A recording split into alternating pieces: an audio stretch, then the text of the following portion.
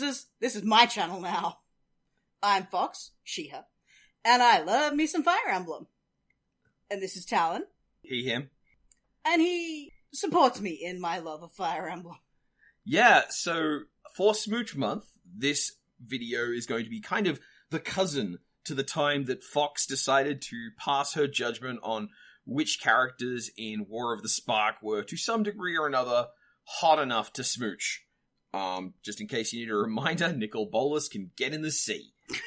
Always get worst plot twist ever. Anyway, now, specifically, this is a video that I am producing thanks to the support of my Patreon subscribers and with the wonderful cooperation and help of Fox, who did all the research and image collection and is mostly doing all the hard bits. You're totally fair to call this research. Yeah. Can I get a grant? That's what the pizza was. Anyway, and yeah, I have 5,000 pictures of Fire Emblem characters in varying different stages of distress in their face. Yes, this is my research. But specifically, I wanted to call out Kat, Jeb, Alice, Amy, Mina, and Ashley, who all in one way or another on Twitter specifically asked for this video to get made.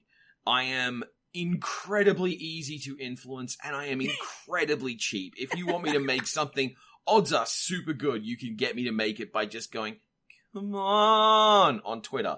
Don't ask my curious cat for me to write tickling smut. That doesn't seem to be very effective so far. That's paid work. Yeah. Alright, so what we're going to do is we're going to look at what Fox has assured me are characters from Fire Emblem Three Heroes? No. Three Houses. Three Houses. Three Houses. As Fire you tell. Emblem Heroes, Fire Emblem Three Houses. Oh, okay. Two different things.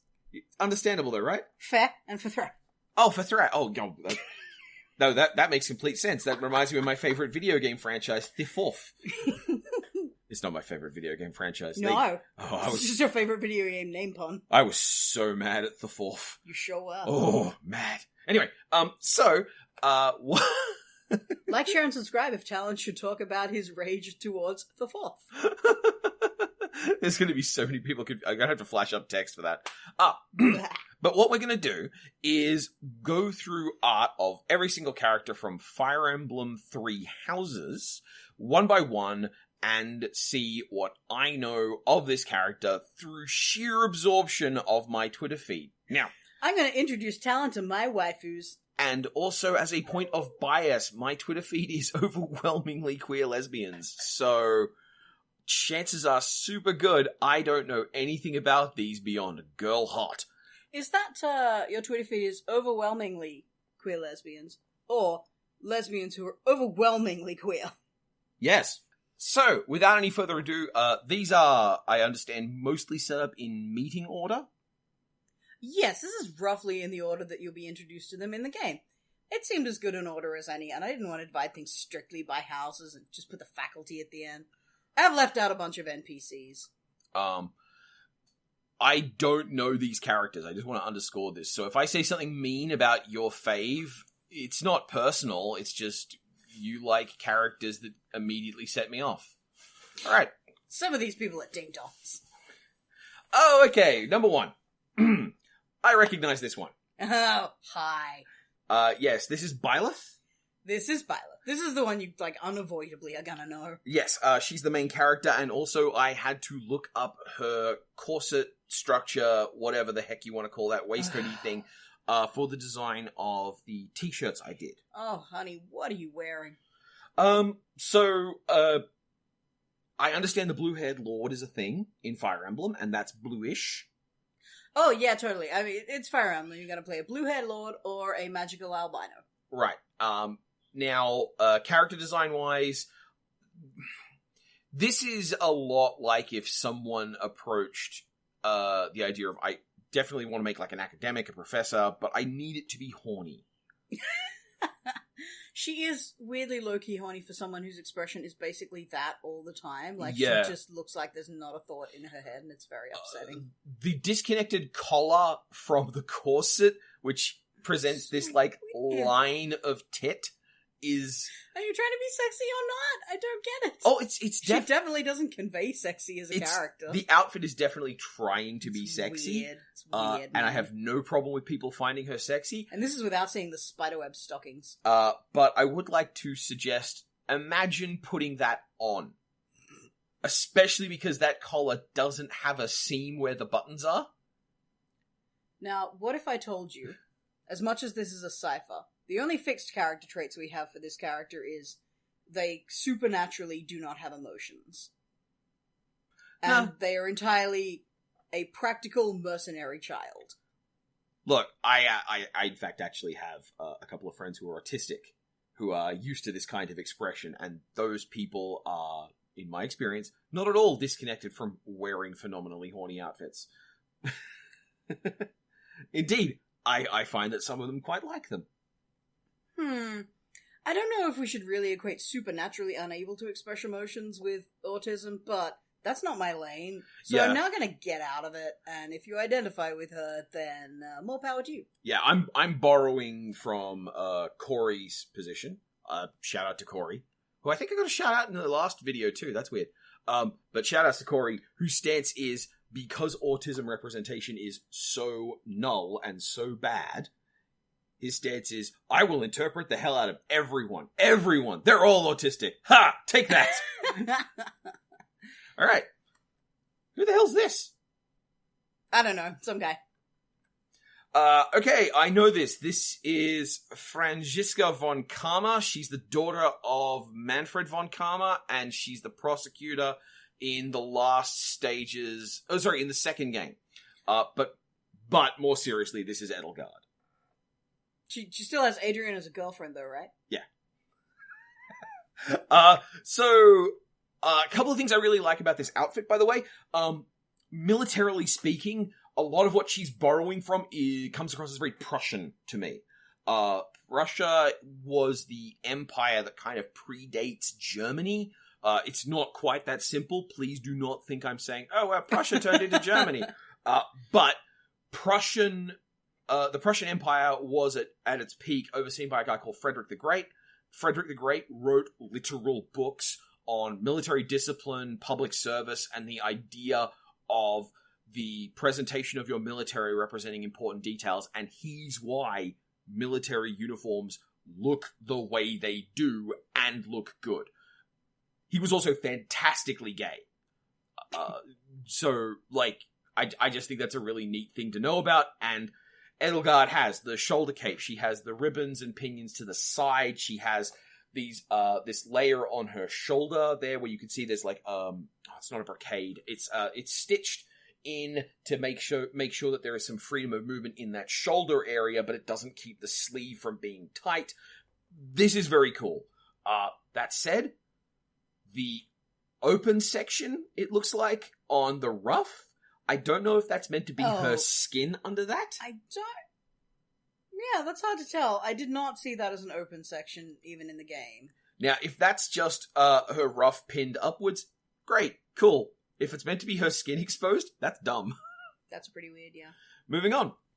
The culottes don't necessarily help either. By the way, you're going to notice that Prussian thing being a big theme for the Empire characters. Yeah. And specifically, that is Edelgard von Hresvelg. Hresvelg. No, that's easy. I just want to say, I'm playing with the Japanese voices. I know, whatever. So these pronunciations are also all guesses. Nice. I will also add, because these are, the pictures I'm talking about are the pictures you're seeing, so I don't know she's wearing culottes. Yeah, we're going waist up. Look, it's better than the mini skirts that a lot of the other girls are wearing. That is my one gripe with this academy's uniforms. Don't put students in mini skirts, especially when they're fighting. That's fucking nonsense. Okay, so, direct reference to Edelgard's outfit on this loser. I'm going to take a punt that he's going to have, given that we have Edelgard von Frelsberg, he's going to have probably an Icelandic or Germanic or possibly Romanian style name like Vlad or Dmitri or Service or something like that, like a fantasy version of that. On the other hand, I couldn't tell you a dang thing about him aside from the fact that he's probably quite emotionally closed and probably a dick. Did you just no-scope this motherfucker's name? What? This is Dimitri. Hey! This is Dimitri Alexandra, look, I'm not Welsh. I'm sorry. I believe the romanization of this word is bladdered. But this is spelled B-L-A-I-D-D-Y-D, and that's definitely not how you pronounce it. So, for a bit of context... I don't want to be haunted by your Welsh grandma! I have a Welsh grandma who I love very dearly, and she's not around, so I can't ask her, but my understanding is that a double D is pronounced the. Yeah. That is also my expectation, so... It's like the sound, but with a D instead of a T. So, it's like how double F is pronounced V. Like, you see David written as Daffod. that's a single F. The double F is more complicated. Yeah, it's... Anyway. Colonialism's bad, y'all. This guy has a lot of names and they come from very different languages, so I'm not sure exactly what they were going for there. I will tell you this for free. They're all wearing academy uniforms, right? Yeah. So, they are supposed to match. That's the point. Okay, fair enough. Huh. I want to say this is a Claudio. You've met him before, right? I've always certainly seen Twitter babbling on about him and his position on dick. Am I close? He has powerful bisexual energy, doesn't he? Yes. He does. He's not bi in the game. That braid... That was a huge mistake. That braid is immensely grabbable. Yeah, he's a cutie. So, name-wise, what did I get? This is Claude. Yeah, I almost certainly saw that. This is Claude von Regan. Rightio, moving on. Ugh! I don't know her name, but I know she's actually secretly 10,000 years old, and in her full design, you can see her thighs. You are correct in every way. I'm gonna guess some draconic name like Syripia or something like that. Why would you think she's a dragon? She's clearly and definitely not a dragon. Because the person who makes Fire Emblem designs is a lot like the person who makes the Devil Survivor designs, in that you know what they're into. Look, I'm gonna say this. Fire Emblem has always had different artists for, every major leg of the series. So why do they keep having 10,000-year-old lolly dragons? I'm gonna chalk that up to, production. That's a higher level thing. There's an executive who's like, okay, and we're ticking off the boxes. Is it marketable? Is it distributable? Is there a horny 10-year-old? Yep, okay, moving on. Yes, this is Sothis. Oh, that's a bummer. It's a bummer? Well, I mean, don't you have your boy in the Ike games who's like Soth? Soth is a character from Tellius, yes. Yeah, and he's got a fun. good name, and her name is related to his name, and she sucks. Well, look, if we're going to go and do a retrospective on Fire Emblem names that are similar to one another, we're gonna get stuck on certain ones, so let's just let that slide. Moving on. There are a jillion characters in this franchise. Okay, I do not know anything about this character at the moment. I'm extrapolating some details. Probably an Outlander, probably doesn't go to the academy. I want to say he, lives nearby in, a wooded shack or something, and it turns out he's secretly an old war hero. I'm gonna guess what you're looking at here name-wise is almost something with a hard stop at the end, like a David, or a Taft.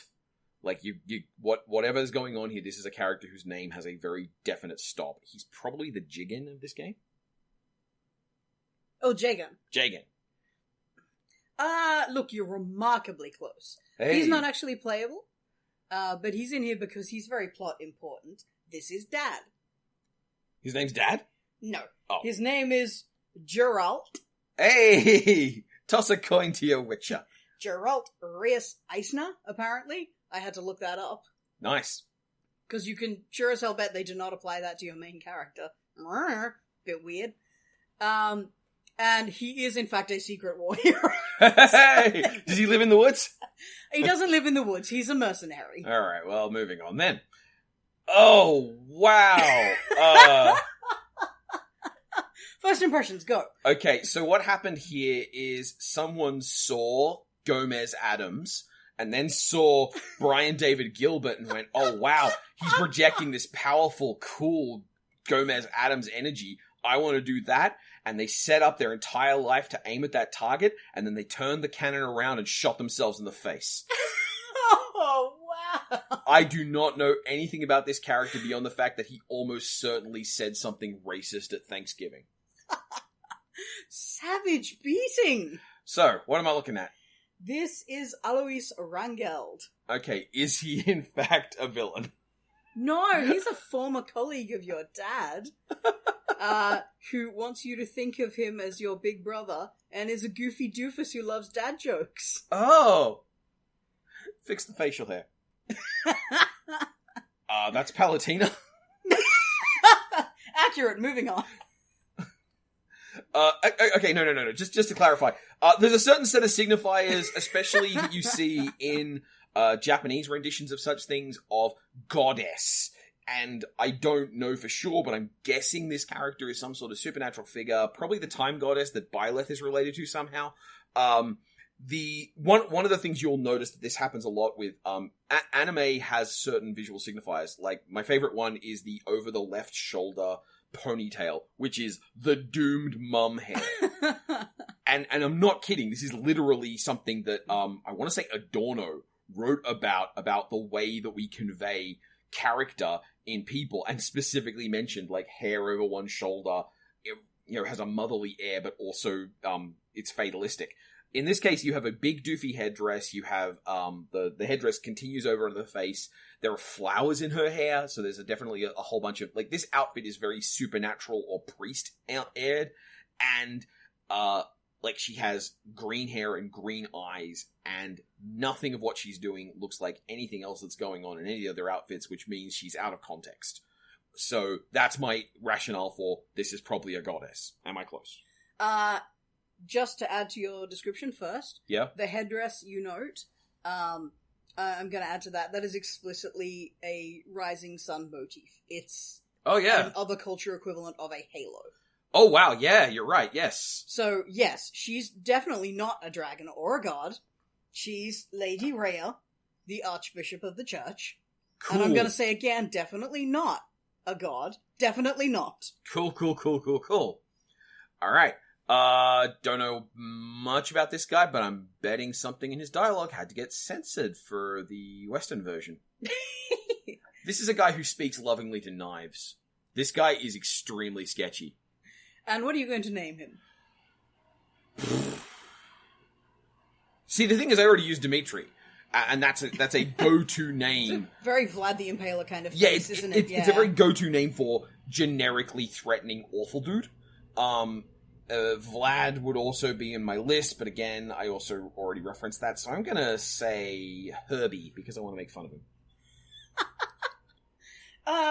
This is Hubert von Vestra. So, yeah, like the Von and the Vlad, yeah, I didn't know. This is Edelgard's dedicated offsider. Hubert? Yeah, I don't know. Did the Japanese know that Hubert's not a cool name? Look, that's definitely a recurring theme with Fire Emblems as well.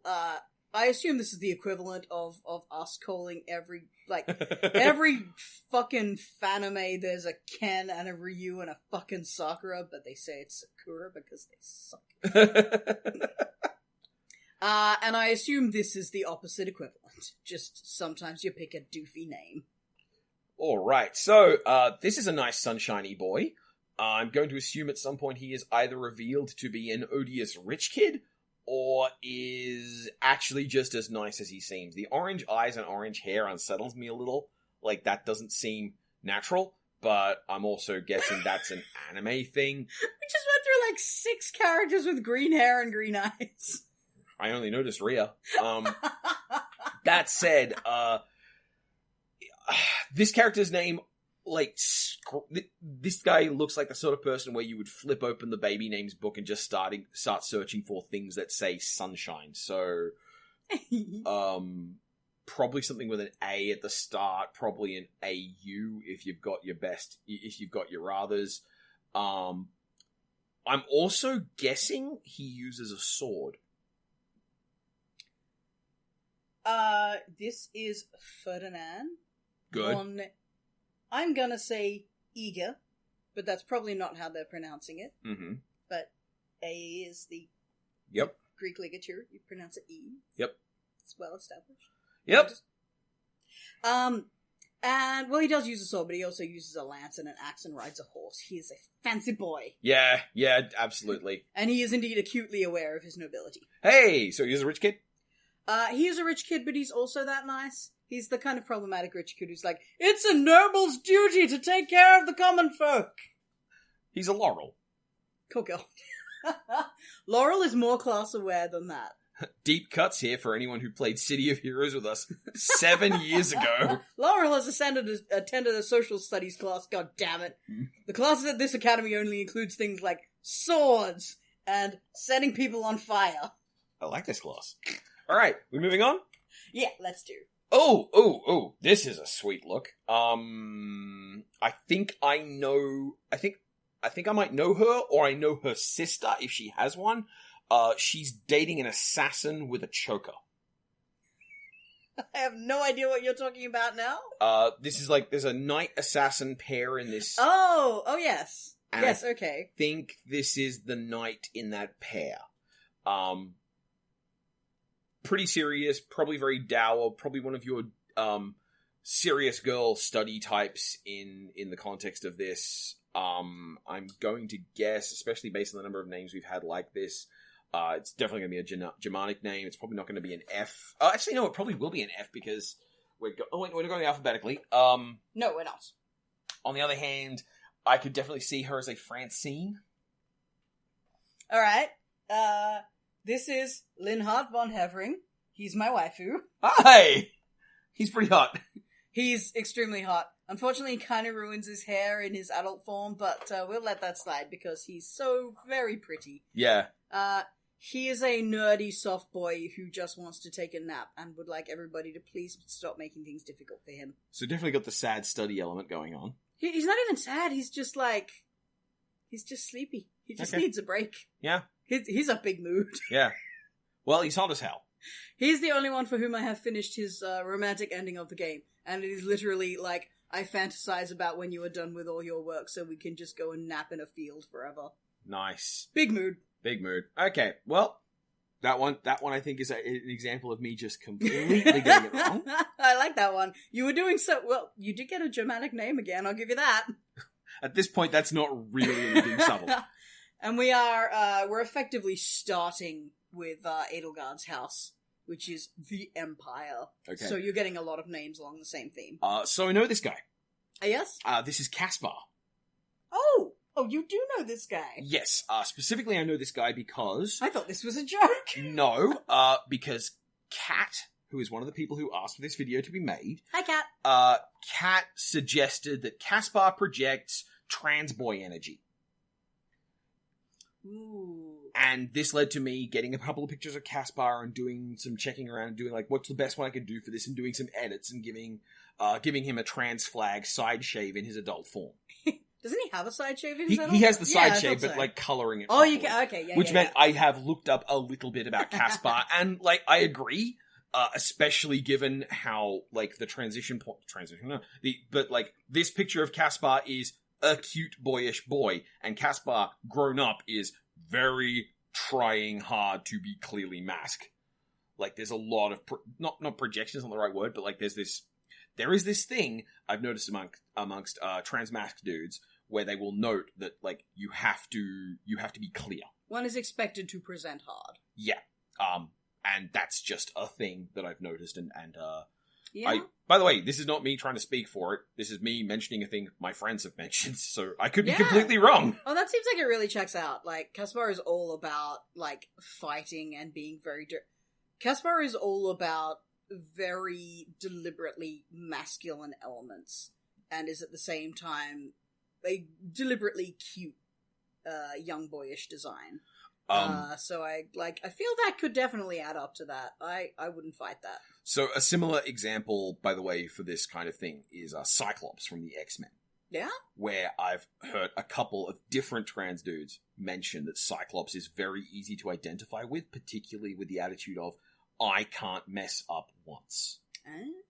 So that's a really interesting, like, what signifiers you wouldn't necessarily connect to from a different experience. Which Works is especially well with the evolution version of Cyclops.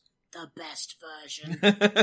Where he is still a Boy Scout, but is exactly as unpopular as you would expect that person to be. Yeah. And, like, actually gets a lot of shit. Mm-hmm. I like Cyclops a lot in Evolution. And, yes, I know about Caspar. So, I like Caspar. Caspar is fine. Caspar also has, like, big daddy admiration going on. Radio. Like, his dad is... look, dad is a war hero is going to be an ongoing theme here. Yep. So, next up, I'm afraid I know this one too. Oh, you do? Yes, this is Bernadetta. Ah, it's Bunny. Who tragically has to die in the AGDQ speedrun. No! Leading to the runner, I can't remember her name, saying, I'm sorry. Oh, who did run that one? She's the one I can't remember either, sorry. She's the lady who ran Sonic Mania and took a selfie, I think. I can't remember. Hey, Talon, come back later and edit it in so you don't look like you're just going, it's a girl who speedruns. They're all the same person. Anyway. Heck no. Bernadetta, who is look, I don't know the character well. I just know this incident from the GDQ speedrun, but what I will say is, looking at her, she has the general constituency of a marshmallow. She is probably a sick girl. She is probably extremely afraid of everything. She is also probably some variety of mage or healer. This is indeed Bernadetta von Valley. Mm-hmm. She is hikikomori, basically. She just wants to stay in her room. She has crippling social anxiety. And the conversations around this, like, some of them are, you need to get out for your own good, but a majority of them are, like, could you just please understand that I need a break from people right now? She's not too badly handled. She should be so much more annoying than she is. Uh-huh. She also has, like, a full-on, like, she catastrophizes. Yep. Every time something vaguely threatening comes to her, she thinks it is directed at her. It's terrifying. Everybody hates her. She's that kind of person. And she is... Despite that this is a difficult trait to deal with, she's really very endearing. Mm-hmm. I'm surprised that they did that well. Neat. Like, normally you don't want anime to take on that kind of subject matter, because it's not usually good at it. So, an interesting thing here is the difference between a video game and an anime, because in a video game, you are, in effect, going to spend lots of time with stuff. Oh, yeah. A video, not just because playtime, but the time represented. So, in an anime, if they want to show you 100 different days of a character's life, that is interminable amounts of time to animate and storytell and just make that narrative actually clear. What they normally would do is show you the loop and then say, this has happened N times, which is very different feeling than, no, I've actually gone and knocked on Bernadetta's door just to double check on her, like, 30 times these past 3 months, kind of thing. And a video game lets you explore and express this kind of long-term exposure and experience with these things in a way that a short series wouldn't normally. That's a nice point. That's some very, like, game study perspectives. Yeah. Alright, let's get back to some characters you might not know. Oh, you probably know her as well, don't you? I'm surprised I haven't seen porn of this character. I don't follow porn accounts on Twitter. I don't look for porn on Twitter. But I'm really surprised that between the various different things of people's likes and whatnot, that this character has not been thrown into my feed at some point. I don't know, putting on long socks or something. I'm surprised you haven't seen non-porn but clearly horny out of her, like you say, putting on long socks or something. Yeah, so couldn't tell you much about this character beyond the fact that she is the basic hot one. She's probably also really nice, because these things don't tend to want to go, oh, well, she's attractive and also awful. Yeah. So odds are super good. She's just really hot, also quite nice, and maybe a bit vapid. Couldn't give you a guess on her name. Oh, go on. Just pick something. I want to say Francine again, but that's only because, like, I've used that You're one. stuck on Francine's. A little bit. Well, I mean, you know, it's a very Germanic name, and it's What if I told you? Yeah? She is from the Empire, but Yeah. she's not one of the nobles. So she doesn't have a von whatever name.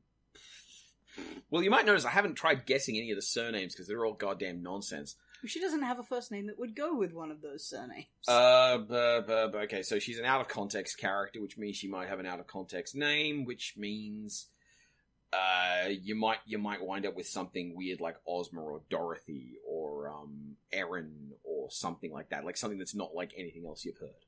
Oh my god, you keep doing this. It's amazing. This is Dorothea Arnold. Hey! She is definitely the hot one. But she's an interesting contradiction of hot ones. Because she's a former opera singer. Nice. She is a romantic. But she's pretty sure she needs to marry for money. Because that's the way she's gonna survive in the world. And she's also really practical about that. Okay. Because she's been poor. Given that she's not a Von. Mm-hmm. But she also hates nobles because they're a bunch of stuck-up pricks. So, she's an interesting contradiction of, like, hate dating all the fancy boys. Eat the rich. And, is also definitely into girls. Nice. Yes. She's pretty neat. Yeah, also I like her hat. I like her hat, too. I'm extremely disappointed that she loses the hat when she grows up. Boo. She kept the hat. Boo. The hat was so good. Also, look at the line of the buttons on her jacket. Good God, this was not made for this. Oh, no, she ordered that uniform in, like, 3 sizes too small. Definitely. If you ever get a chance to look at the full-body designs of these characters, the way everybody customizes their uniform is pretty interesting. Yeah. So, next up, I don't know this character's name. I have seen a lot of her. I've mostly seen her dunking on one of the boys. I want to say Claude. I guess she kind of does. The color under the eye and the colored eyeshadow makes me think, again, probably a magical thing. Like if she wound up being, there's a little wick of wing there. That's eyeliner. Eyeshadow goes on top. You're right.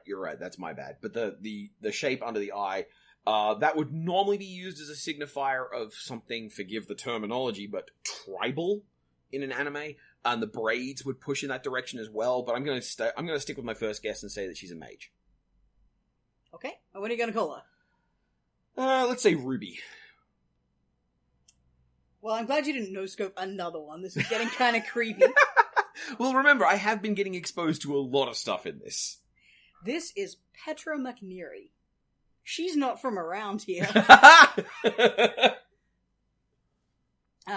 She's from Brigid, which you may notice as definitely not fitting the naming theme of what else is going on. That's meant to be Woad. That's, yeah, look, they're a little bit... Foreignania is weird in this setting. Just imagining a character from one of your brands meeting this character, dislodging her jaw and swallowing her whole. Like, this is such a petite character for that idea of the fearsome Celt. It is very unfortunate that all the girls have the same model. Well, there's a tall one and a short one, I think. Because Petra is a combat monster and definitely deserves to be built a bit more like she's built. But here's the thing, I realized in my most recent playthrough, because I checked out everyone's ages for some reason. By the way, Hubert is a 20-year-old hanging out at this academy. Creepy. Petra is 15. Alright, fair enough. She's like 3 to 4 years younger than the other students. Alright then, yeah, fair enough. Yeah, she's the one who can't speak the language properly, so she has, a Foreignanian accent? She has poor knowing of the words here. Right. She has that kind of language pattern, which is definitely sold as a charm point, and I don't know how I feel about that. I'm torn between, okay, it's like, that's a legitimate difficulty, and, cis racist or what? And, she still pretty much reads as white, even though she looks whiter there than she does in the game. Well, I will say, it clearly communicates that she speaks one more language than I do, So, like, I wouldn't go, oh, wait, her second language isn't as good as my first language. Oh, no, it's not like that. It's the fact that it's sold as a cute thing. Oh, okay. I can see the problem there. Yeah. Yeah. Now, like, if this was something that was being done for every single character of her type, like, do you meet other Bridgets? I don't think anybody else is from Bridget. Well, that would be the thing I would look to for context. Because if they had 3 or 4 characters and they all did that, it would feel a bit less like, oh, this is this person's learning pattern, and more, oh, this is how these funny people talk. Bar, bar, bar, bar, bar. No, it's definitely her, and they do make it clear that she can write perfectly fluently. Oh, nice. She is... That's actually super cool. The fact that processing written text and spoken text differently, that's really nice. It is, yeah. Anyway, she's unique in her position. She is the princess of this place, which got the snot kicked out of it in the wars by... Fuck, now I don't remember. I think it's the Empire. The Empire or the Kingdom, one or the other, anyway. And she's basically here as a hostage. Wow, this is a very you character if she was a boy. Well, she's also, like, fiery and decisive, let's say. I like Petra a lot. She's kind of perfect, to be honest. If she has a flaw, it's that she's kind of boringly perfect. She's, like, it comes up, Caspar's dad, for example, literally killed her father in the war. Right. But she's already forgiven him for this, because if children can't forgive what their parents have done, then it will never end. Aw. She's too good for this world, really. Sounds great. Moving on. I'm going to call this guy Lunk. Oh, you mean thing. Like, there's nothing Oh, no, that's not true. There is the fact that he's wearing a really cool Legend of Zelda earring. Oh, that is very highly-any, isn't it? Yes. Or it's an Aegislash. He's the new ghost gym leader in training. Yeah, I'm going to guess... No, wait, he's the new steel type gym leader in training. Let's not kid ourselves. I'm going to guess that this character is 100% serviceable soldier loaf. He probably has some things that make him interesting. He's probably a perfectly nice and acceptable person. He is probably also the easiest cut to ever make. Well, I have not had the chance to have him on my team yet, because I have not yet played Dimitri's route. We're into Dimitri's house now. This is Didiu Molinaro. Well, I haven't tracked the surnames, but is he Dimitri's dad? No. Okay, just checking. No. He is Dimitri's loyal retainer. This is unfortunately the loyal retainer fare I get in this game. Oh, that's rough. Yeah. Well, at least he's got a little ponytail. He's so close to being very hot, but he's just not there. Yeah.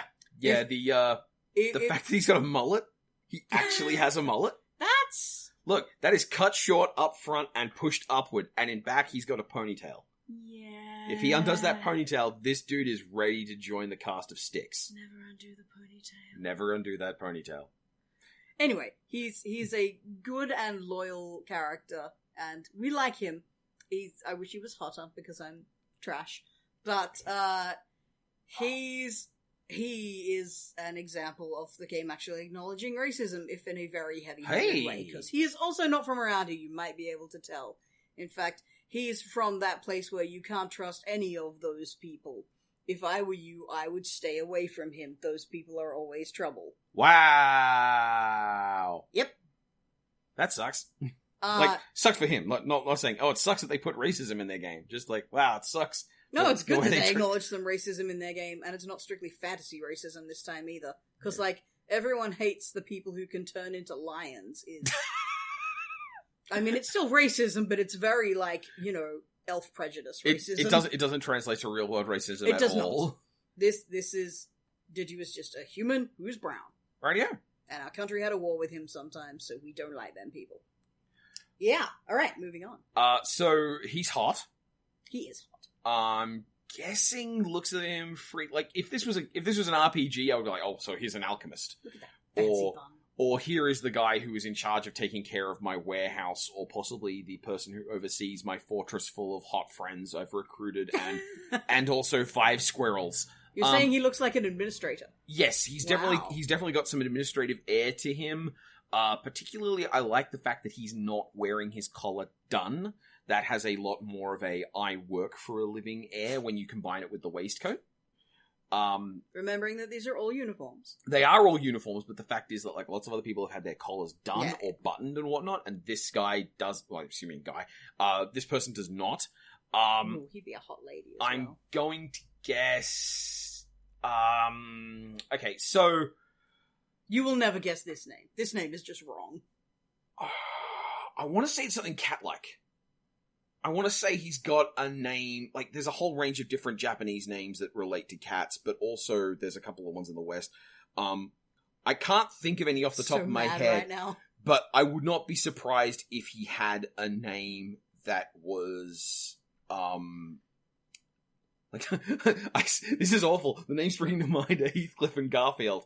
To be fair, Heathcliff is actually, yeah, Heathcliff. That is a name with a dignified pedigree. Aside from being a cartoon cat, apparently, I never saw that. I don't imagine that the Japanese would go like, Heathcliff, a reference to that newspaper comic. But yeah, but like, it's famously from a fucking Austen novel, isn't it? Yeah. Actually, you know what? I'm going to say Heath. Heath, this guy can be Heath. That's a good name for him. It's a good name. I just want to keep that name. Yeah. So that's his name. We're moving on. That's his name. All right. But, somewhere in the history books, he might be called Felix.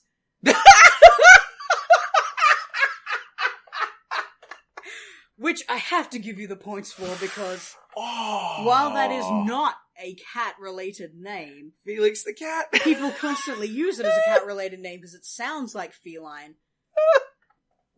Just for the record, the etymology of Felix, it means happy. It is in felicitous.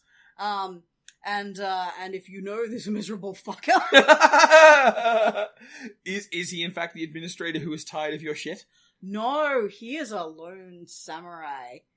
The bun, yeah. Well, he is a lone wannabe, he's very obviously a Ronin archetype. Does he fail his exams? He doesn't, but only because you have to pass your exams to be in the games, so... But if he failed his exams, he could be a Ronin. That would be great, actually. That would be such a good reference! Yeah, it's perfect. Alright. But yeah, he's your...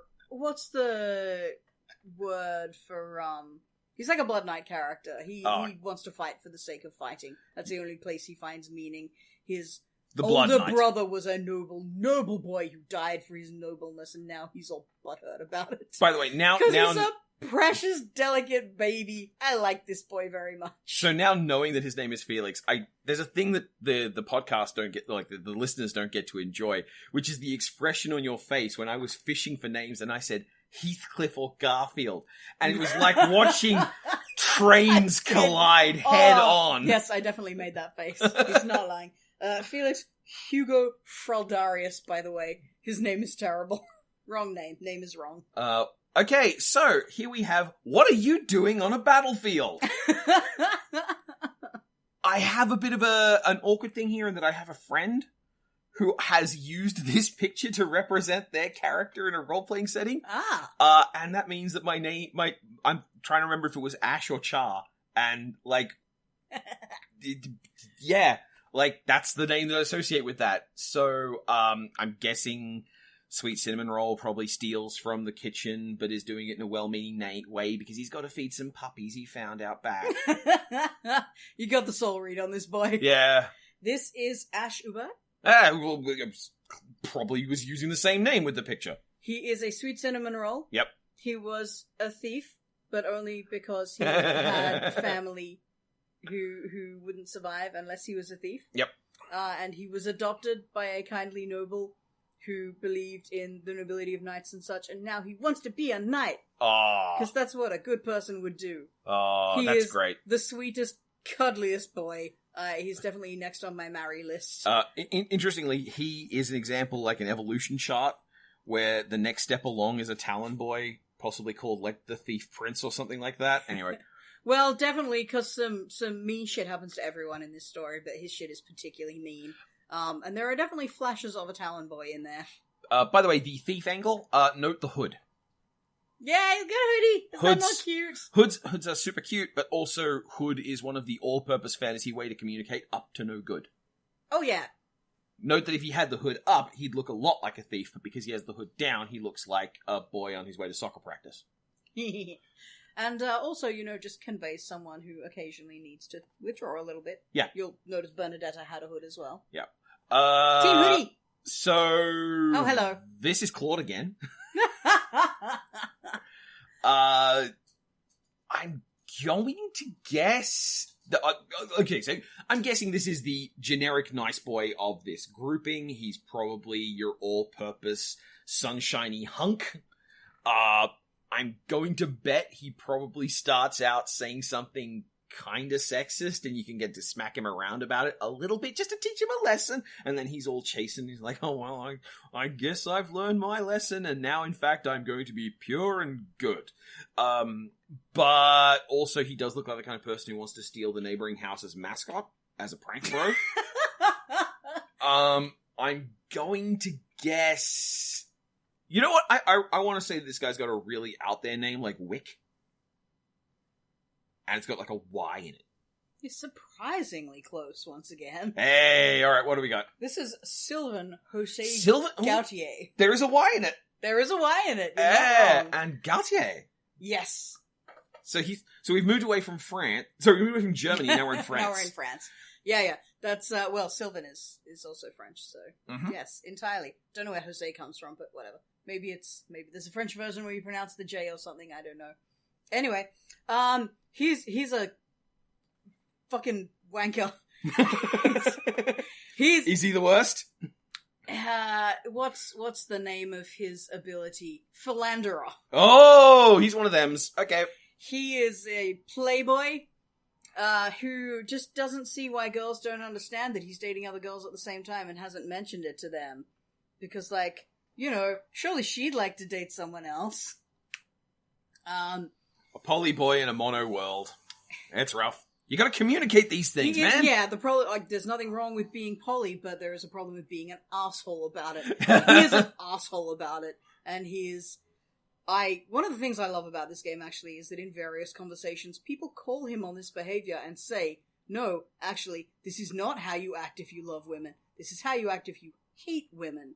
And it kind of turns out to be true. Like, he's a bit incel. Yeah. He's a bit like, no, all women are just in it for the money and the nobility and the whatever, so the fact that I play around with them and break their hearts is just, that's just what they deserve. Cool. He's a bit of a prick. Cool. He does get a little bit better, or rather he just sort of stops doing it so much, or you don't talk about it anymore. Oh, that's... Really, he has a revelation, exactly, but a lot of people in his life call him on his bullshit, which is nice. Alright, so, I was right in general, but not on the degree. You were right on the sort of frat boy angle. Yeah. He is definitely not a sunshiny nice boy. Alright, moving on. Pardon? It's not your mother, I promise you. Yeah, so after having mentioned the left shoulder ponytail, I would assume, honest to God, if I didn't know that this was, all the playable characters, I would assume, oh, this is someone's mum and she's gonna die. That's just everything this image is conveying. Guessing otherwise, she's a healer. If she was in that Ike game, I would assume underneath that shawl, she's hiding wings. Oh yeah, she does look a bit like a heron, doesn't she? Yeah, definitely, everything about this is just conveying pure pureness, and she's got the colours of the house on her ribbon in her hair, oh well, I guess we gotta put some darkness in there somewhere, and the tiniest little bit. I'm gonna call her Minerva. This is Mercedes von Matritz. Alright. You have an excellent read on her. She is not anyone's mom yet, yeah. She's the same age as the rest of these kids. But she is everybody's big sister. She is soft and lovely and enjoys praying and baking sweets. Note incidentally, however, that she isn't being projected as, typically speaking, two details we use to signify motherhood are that hair and giant boobs. Giant boobs, yes. And she doesn't have the giant boobs. Well, you don't know she has giant boobs under that. She's wearing a shawl. That's true. But if she did, they'd probably be deforming everything going on out there a lot more. I'm just saying, this projects a very sexless, very safe version of that character. Three Houses is the first Fire Emblem game in a long time that has not gone full, titty. like even on Dorothea, she's quite racked and she's drawing attention to it, but it's still perfectly human in that context. Whereas, say, you've seen Camilla from Fates, right? The Dragon Rider. Oh, no, okay. Sorry, I'm shaking my head. Well, let's say the past couple of generations of Fire Emblem went full titty. Yeah. So, next up, she demands that Willy Wonka give her everything she wants before being chucked into the egg disposal. So, your read on this is a bratty spoiled child. Yeah, well, okay, no. The elements of the design, aside from the actual expression, tell me that this is an awful child who probably doesn't realize how privileged she is. However, because the expression is doing this very innocent, raised eyebrows, wide eye, the eye doesn't touch the top and bottom, she's probably actually quite nice, and not actually a spore. She might be involved in some sort of generic, oopsie, I didn't realize this was a problem thing, but much more common, much more likely she's like some noble family's noble daughter, and she's doing her best despite the fact that she's like 12. I didn't check her age, but she does look like in a different grade to the rest of them, doesn't she? She really looks like a child. Yeah, in fact, my notes just say, sorry, that's a child. So what are you going to call her? Don't know. It can't be anything tomboyish or cool. It can't be anything particularly challenging. So, like, an Emily or a Rose or a Catherine or something like that. Like, not a complicated name. All right. This is Annette Fantine Dominique. So, I'm ignoring the whole family names thing, right? Okay, just so you know, I'm not trying to guess any of those. Oh yeah, no, that's fine. I'm not expecting you to. You could if you wanted to, like Franziska von Kalmar. But yeah. So how did I do? She is you were kind of close. She is more of your. Do you remember Chio from Azumanga Daioh? Yes. She is your overachiever, type A personality, working hard all the time, never switches off. Because she's young 12. character, yeah. And she has an anxiety disorder. Look, I'm not going to say she doesn't. Yeah, okay, moving on then. They don't really work that in the thing, but she definitely talks about, like, just she needs to achieve all the time, and that's her whole thing. She doesn't do a lot other than that from what I can tell, but I might have just missed out on decent chunks of her personality because I have never mained her. She's a child! Get away from the battlefield! What are you doing here? Nah. She'd be very mad at me for saying that, though. Okay, so next up we have, a couple of elements at odds here. One is the way the hair and the face is framed. It has the trappings of a hime cut, but it's conspicuously made up of jagged shapes, not straight lines. So while this character is probably meant to evoke some degree of priestliness, niceness, kindness, probably not. It's almost like someone took the hime cut archetype, like the Yamata Nadeshiko kind of priestess, and said, "All right, now let's make her a Yankee," and made her kind of tough and fun-loving and blonde.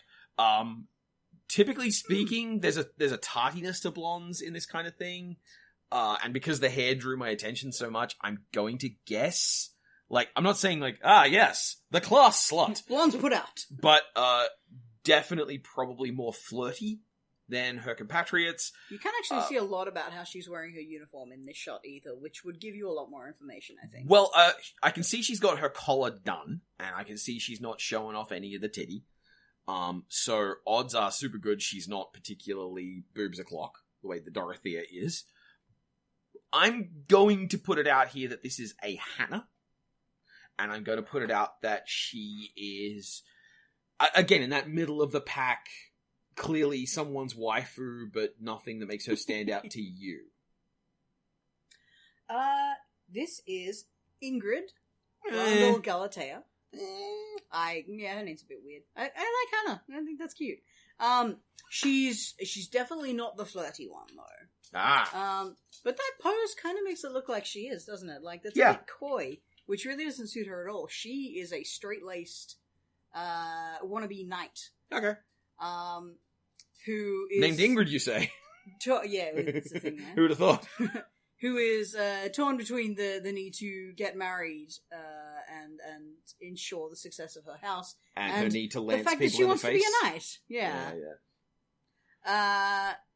Let's see. She's also kind of in the boringly perfect mold. Right.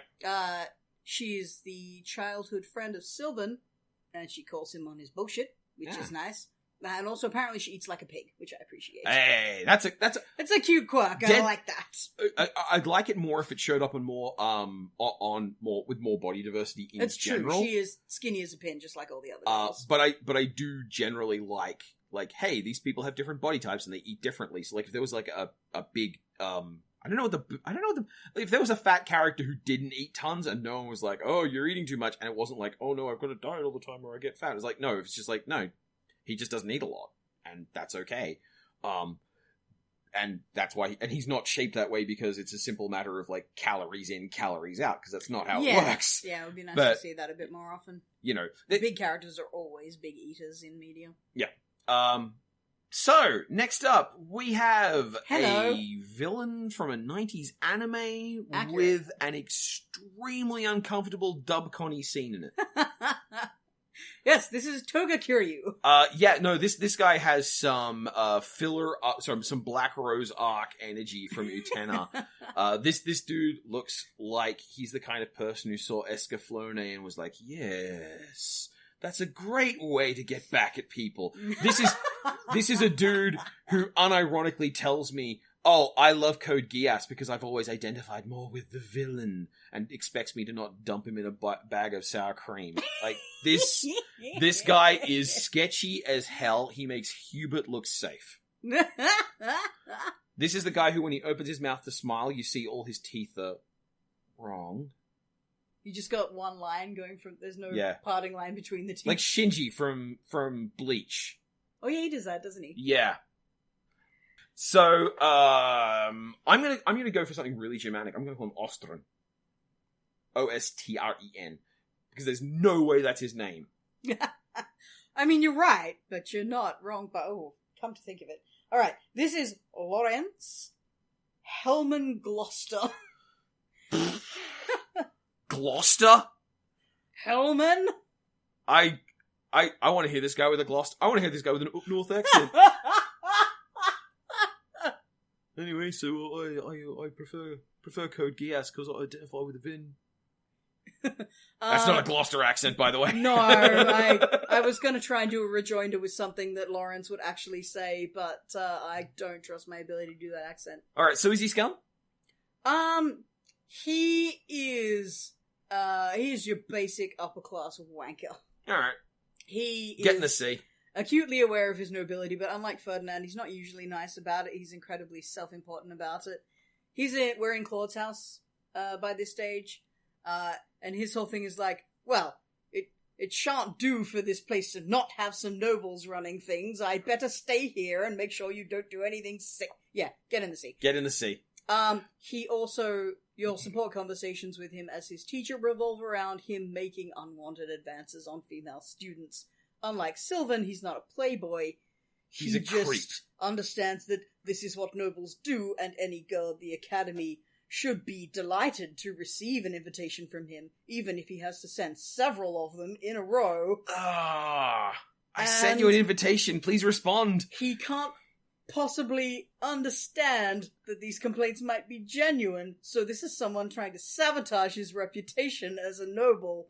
I could just keep going here. Yeah, we're gonna stop. He's already in the sea. Off you go, on a raft. Yep. So, next up, I'm afraid to say this one has already been spoiled for me.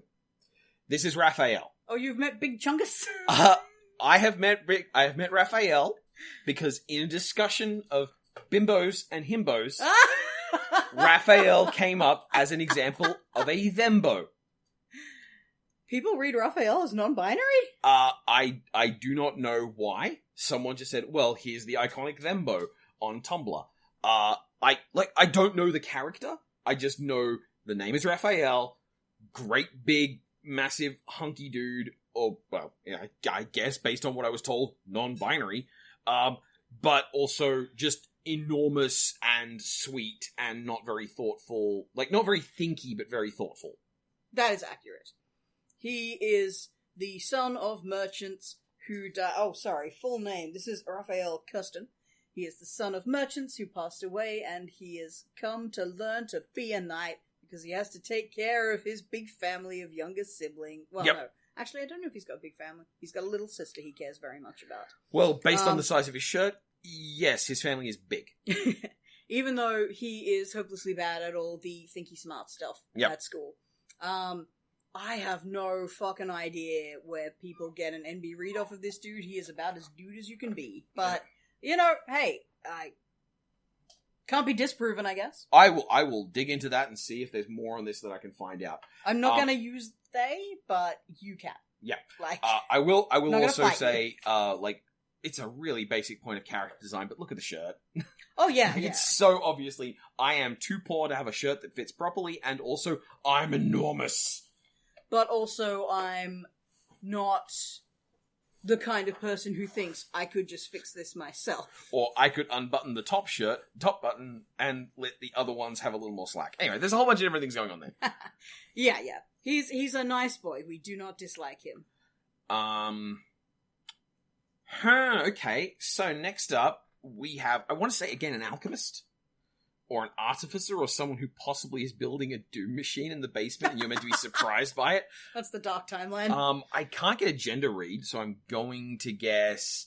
Yeah, it's weird. I want to say like a Janice or a Jan. Done hard by Linhart earlier. Oh God, yeah. But that's good. The fact that I can't make these easy presumptions is something I really like about when character designs are not so basically biased. And like the fact of the matter is, I'm a bi dude, but the vast majority of the dudes I would kiss are anime characters. Oh, extremely. I get that. A vast majority of the dudes I would kiss are anime characters. Yep. So this, I'm gonna guess like this is a Janice or a Jason or something like that. A nice nerd. I like the J sound. I kind of wish they had. Yeah. What do they go for? This is Ignaz Victor. Get lost. Yeah. No, it's not. It's not. Absolutely not. I like how you just call him Jace. I do not accept this name. Please take it back. I will. Here is my receipt. You have a very good read on him, though. He comes to you as an archer, but he has a secret hidden talent for spells, which if you unlock, he gets a lot better at. All right. And he is also a nerdy merchant type. He is an appreciator of art and tea and ceramics and high quality goods and so forth. This is also the character who, before this recording, I mentioned to you that there was someone in this list where I was like, you would be so cute, but what the hell are you doing with your hair? Yeah, that hair. That hair. Oh. That hair wants to see your manager. I was on the edge of my seat for that hair to be fixed in the 5 years since I had last seen him, and if anything, it gets worse. Oh so, no. I'm sorry, Ignaz. Baby, you're doing a lot right. You need to see a stylist. And next up we have... Oh, okay, I like this. Particularly I like this because it reminds me of several of my friends. This is... I'm going to guess a young lady who is deliberately projecting an air of, oh no, I'm totally safe and normal, and I'm not at all collecting the knives every time we go to dinner. There is a violent mischief about this character. I'm gonna guess Veronica. That would be an extremely appropriate name. It's not it, though. It's not quite, no. This is Lysithea von Cordelia. Get lost! I am going to say Cordelia and Lysithea both have pretty similar energy to Veronica. Cordelia and Veronica are like siblings. They hang out at the popular girls table together. Same hat. Same hat. Yes. She's not quite a knife girl, though I kind of like that. Actually, she does have a secret hidden talent for swords. Yeah. Now that you mention That's like a knife girl. She is your arcane prodigy. Boo. Knife wife. She's like 12. I shouldn't say that. She is like 12, but don't you dare point that out, and don't you dare pity her. Or she'll stab you with a knife. No, she'll just be upset with you. Oh. I guess. Nobody is like irrationally violent in this game. It's where am I supposed to belong? Much more restrained after Fates, I think, because Fates was like everyone has considerable personality disorders and just just issues upon issues for everyone all the time, and that's all we will ever talk about. Lysithia's, she's pretty cool though. She's, there's a recurring theme of girls in this game who are traumatized by shit that was done to them in their childhoods who are still making it work. And she is one of them, and she's pretty neat and ridiculously powerful. Excellent. So she does have that aspect of like, you know, I'm cute and nice, and she can set you more on fire than the other people who can set you on fire. She's real good at the spells. Have you tried fire? Have you tried enough fire? But she's also like, I'm trying very hard to make you all understand that I am a serious grown-up. And I do not like those sweets. Please leave the sweets so I can dislike them in my own time. Oh, I can appreciate that. Yeah. I've met her. She's fun. All right. Next up, we have Oh yeah. So the thing about recurring traumas with yeah. So here you have a industrial level sad girl, possibly sick girl. I wouldn't be surprised if she had tuberculosis. Almost certainly has had a family member murdered or possibly been the victim of a fade to black kind of moment in her backstory. Like, there is a lot being projected here. Like, note the degree of sophistication and complication in the hair, and then note the errant strands, which projects the image of a long morning ritual of just, I don't want to go outside of my room yet, but also, even in that long and extensive ritual, you still have elements that are out of control and get lost, and it means that there is a lot of effort here being expended, and this is being held together, but it is not being completely held together. I'm going to guess that this is a character... I couldn't give you a guess on her military capacity, like I couldn't tell if she's a swords or archery or anything like that. Don't worry about that. But what I am going to hazard is that she's gonna have a non-fancy name. Like, it's as non-fancy as the names in this damn thing gets. So, like, you know, I say it's a non-fancy name, so it's only, she's only got one Von. Adrian von Zipperhausen. You know, just like, no, but I am going to guess... Actually, you know what? Okay, here's an attempt at a no-scope. I'm going to guess that she is in some way beholden directly to the wishes of a parent. She's like trying to live up to a thing that her parent is telling her to do, and that's why the whole hair thing. And I'm going to guess, based on that her name is Mary. Are you kidding? Okay, her name is not Mary. Her name is Marianne. Ooh, which, like a marionette. Come on. Oh, there might be a little something to that. Yeah, I can't remember the particular way. Marianne von Edmund, by the way. So she's a Von? Yes, she is a Von. Well, she's an adopted Von. Oh. You gotta be careful about your adopted Vons. I can't remember the particular way in which her dad is shit, but I'm pretty sure he's shit. Yeah. Characters in this game have magic-y crests passed down through bloodlines, and it's all a little bit eugenicsy, and we don't like that part of it.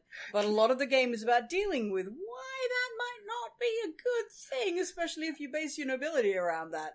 Anyway, and she has a cursed one, basically. Oh, terrible cool. Shit always happens to the people with this mark, and she fully expects this to befall her at every opportunity. Not in like a panicky big squirrel kind of way like Bernie, but just in a inevitable awaiting my own destruction. If I pray to the goddess enough, maybe she'll stop it from happening kind of way. She's a depressed character. So to forgive this particular example, but it does remind me of people who have extremely severe period cramps. It's like, well, at some point in the next couple of weeks, everything's gonna suck, but there's nothing I can do about it, so... Right. That probably checks out. I haven't done extensive research into the topic. I've never suffered too dreadfully in that regard, so I can't say what it's like to experience, but I wouldn't be surprised. Just, yeah, she has that sense of inevitability that she believes she can do nothing about, and, you know, she does gain a greater sense of agency in her own existence throughout the course of the game, which is nice, but it's not like, we'll just fix you. Mm-hmm. Which is also nice. Alright, next up. Oh, who could this be? Hilda! This is the one reason I really regret playing on Japanese, actually. Because they don't chant I feel Hilda? like I'm betraying Hilda. No, I wrote a whole article about Hilda. I know quite a bit about Hilda. She's so she's lazy, but her laziness is a deliberate smokescreen for the fact that she knows that there are people around her whose job it is to take care of her needs, and she doesn't want to make their lives harder. She is, however, also very lazy. So there's that. She's quite talented and charismatic, which means that she's used to being able to manipulate people, and she pointedly tries to avoid doing it in serious ways, which is why she's happy to get involved in the battlefield directly. I would normally hate the Hilda character so much, but somehow she's really very enjoyable. Yeah. And the thing that this is I'm gonna get some. So here's some hardcore blasphemy out of the way. Hilda pulls this off despite being, in my opinion, not super hot. No, not really. Like, she's I definitely thought pretty. She'd be more like sexed up. Yeah. Given that she manipulates dumb boys to do her will. Yeah, she's definitely pretty, but there's a lot of details about her, especially the combination of the twin tails and the flat fringe. These are, like, the flat fringe is normally like a signifier of a sort of degree of the fringe, because the way it frames your eyes, is often used to convey wildness or a way to be sexy. So flat fringes tend to work against that. I will say, almost everybody in this game has a flat fringe. It is one of the game's flaws. Moving on. But Hilda has twin tails. That is normally an extremely there's normally a lot bound up in twin tails on many different levels, and she's not projecting that. She's not putting that out there. And despite the fact that if you just look at her clothes, Hilda's got a rack, but she's not doing anything to make it prominent. She's doing less with her rack than Byleth is. Well, we've already discussed Byleth. Anyway, moving on from Hilda. I do think it's funny that Hilda basically is by normal anime standards, that is a design for a tomboy, which is kind of funny. Yeah. Speaking of tomboys. Alright, so what we have here is... It's like if someone put a spell on a Satsuma. That's not a bad thing. Are you saying she would be zesty and refreshing? Yes. And also with a protective coating, which means if you try to, early, you can kind of getting your, acid in your eye. Fairly accurate. I'm guessing this is one of your generic aftermarket anime tomboy girls who's almost certainly not super tomboy once you get to know her. I'm guessing she's an archer based on the asymmetrical gloves. And I think I'd also throw in that she's probably got a boyish name. She's probably a Billy or a Bobby or something like that. Like, not actually those, they wouldn't use those, but, something like that. Something, not necessarily ambiguous, but, meant to evoke a more masculine name. Yeah. What do we got? This is Leone Pinelli. So, Leo. That's so cute. I'm gonna call her that from now on. That's a great nickname. This is another one where I wish you could see the rest of her design, because she has a jacket tied around her waist. Oh. Like she's in goddamn high school. Like, well, she is in goddamn high school. And the the asymmetrical gloves? Yeah, the other one is a two-fingered, low-wristed archery glove. Yeah. She looks so cool! I really like Leone. Obviously, I like the butch girl in any scenario. What I would say... She's rad. Alright, you want to talk about alternate costumes? Give this girl a Gakaran. How sweet would that look? I'd do that.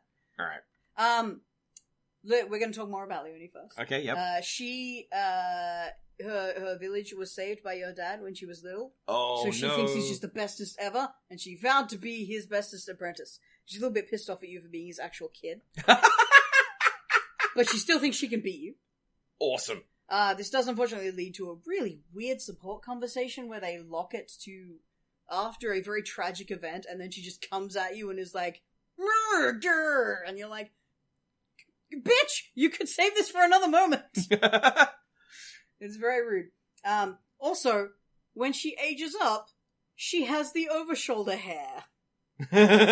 She grows it out a bit, and she gets the mum look, but she is still extremely the same person, and just a wee bit prickly. Nice. She sounds great. So you got a good read on her. Yeah, she's pretty neat and practical, and they do touch upon I'm irritated when people don't see me as a girl, but not as heavily as anime usually do. Like, they're usually super heavy-handed about that. Yeah. Every tomboy desperately wants to be understood as a girl, and only then will she truly grow up and realize that she doesn't have to act like a boy all the time. And that's fucking bullshit. Yeah. Just saying. And they touch upon this a couple of times with her, but there are situations where, like, she asks about should she do something to make herself seem a bit more feminine, and the correct answer to give is no, you're fine the way you are. And, like, good. That is a step up from what I expected. Alright, sorry, just done my venting now, moving on! Mm-hmm. So, we are into faculty territory. Okay, so, this guy, if he was a recruitable character, I was gonna, like, preface this as well. This is clearly incorrect, because Does this guy's... it make a difference if I tell you can recruit him? No, it doesn't, Okay. because this guy is Vizier as shit. And if Edelgard's route involves her putting an axe through his chest, I'm not going to be surprised. He's got a lot of principal air. He's clearly a mage. He's got the doofy little tiara thing going on. He's got the chin strap beard, which is something that it's a choice. Anime tends to put chin strap beards on people, and it's in this really weird way because they don't look like the kind of people who would get chin strap beards normally. Like, a chin strap beard, if you actually see one in your day-to-day life, it's often going to be connected to, like in my experience, it's going to be connected to a religious group. It's actually more common amongst Mormons and Dutch Protestants. No, Amish, is it? The Amish, yeah, I'm not likely to see a lot of Amish on the internet, to be fair. But yeah, the point is that, like, it makes it look almost monastic in this guy's case. So I'm guessing he's like the head of the mage faculty, and he's probably a total dick. My notes just say, "Oh, hi, Snape." Okay. In which case, actually, no. In all seriousness, almost certainly an S name. Probably an S name with an N in it as well. So it's probably a fantasy name, but like something like Snoweth or something like that. Because this guy is almost certainly like evoking. Are you hearing this guy? Almost certainly evoking something snaky. Yeah. Okay. This is Seteth. That's Egyptian, isn't it? It might actually be a real name, but for our intents and purposes, I think you could definitely say it is a fantasy name evoking snakes. Yeah.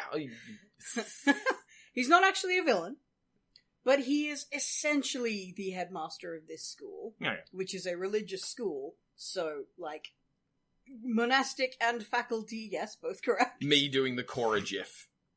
Yeah, you got a read on this guy. And he's not really a villain, but he's definitely a dick? Meant to be ambiguous. He's definitely a dick. Yeah, like, okay. He's an authority figure, and you're not sure if you can trust him for a decent part of the game.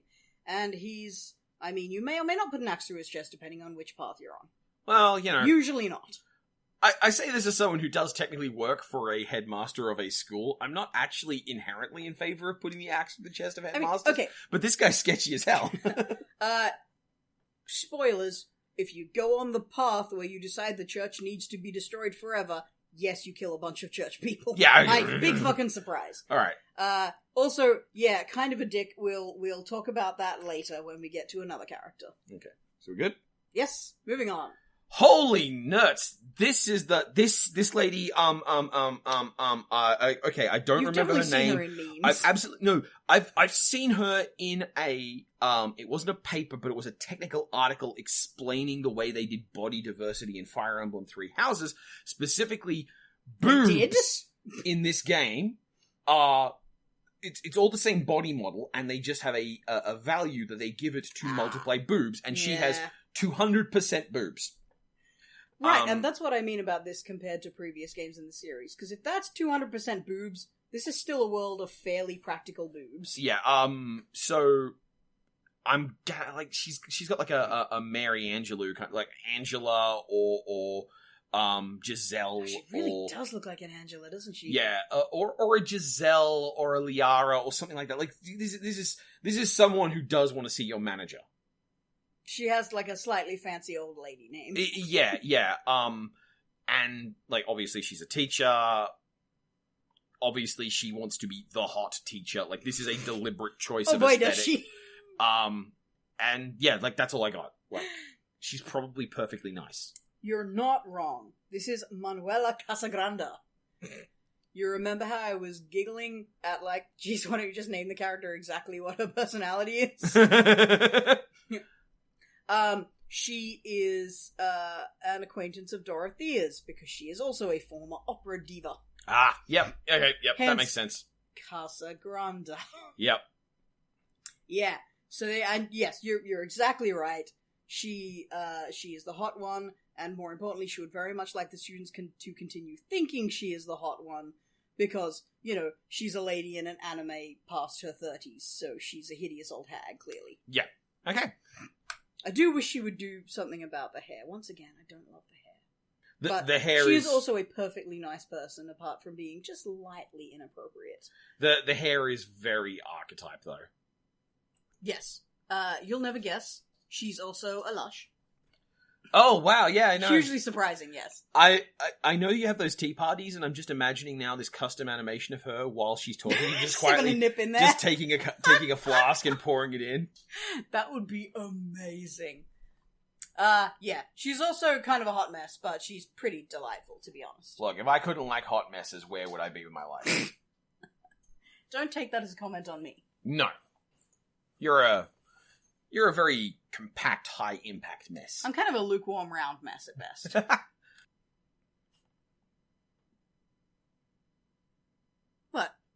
What? It's Iskall. You think this professor is playing Minecraft in his spare time? Okay, look, this professor absolutely has a Minecraft channel. It's probably got like 30 viewers, and 2 of them are his students. But, yeah. Like, no. So, you know, you just grab the basket, you pull open the drawer labeled professorial character archetype details, and you grab a fistful and you just chuck them into the blender and let it go. Like, this character, he's got an ascot pen. Sorry, I just glanced down at my notes, and what I have written for him is just fancy grandpa. Yeah.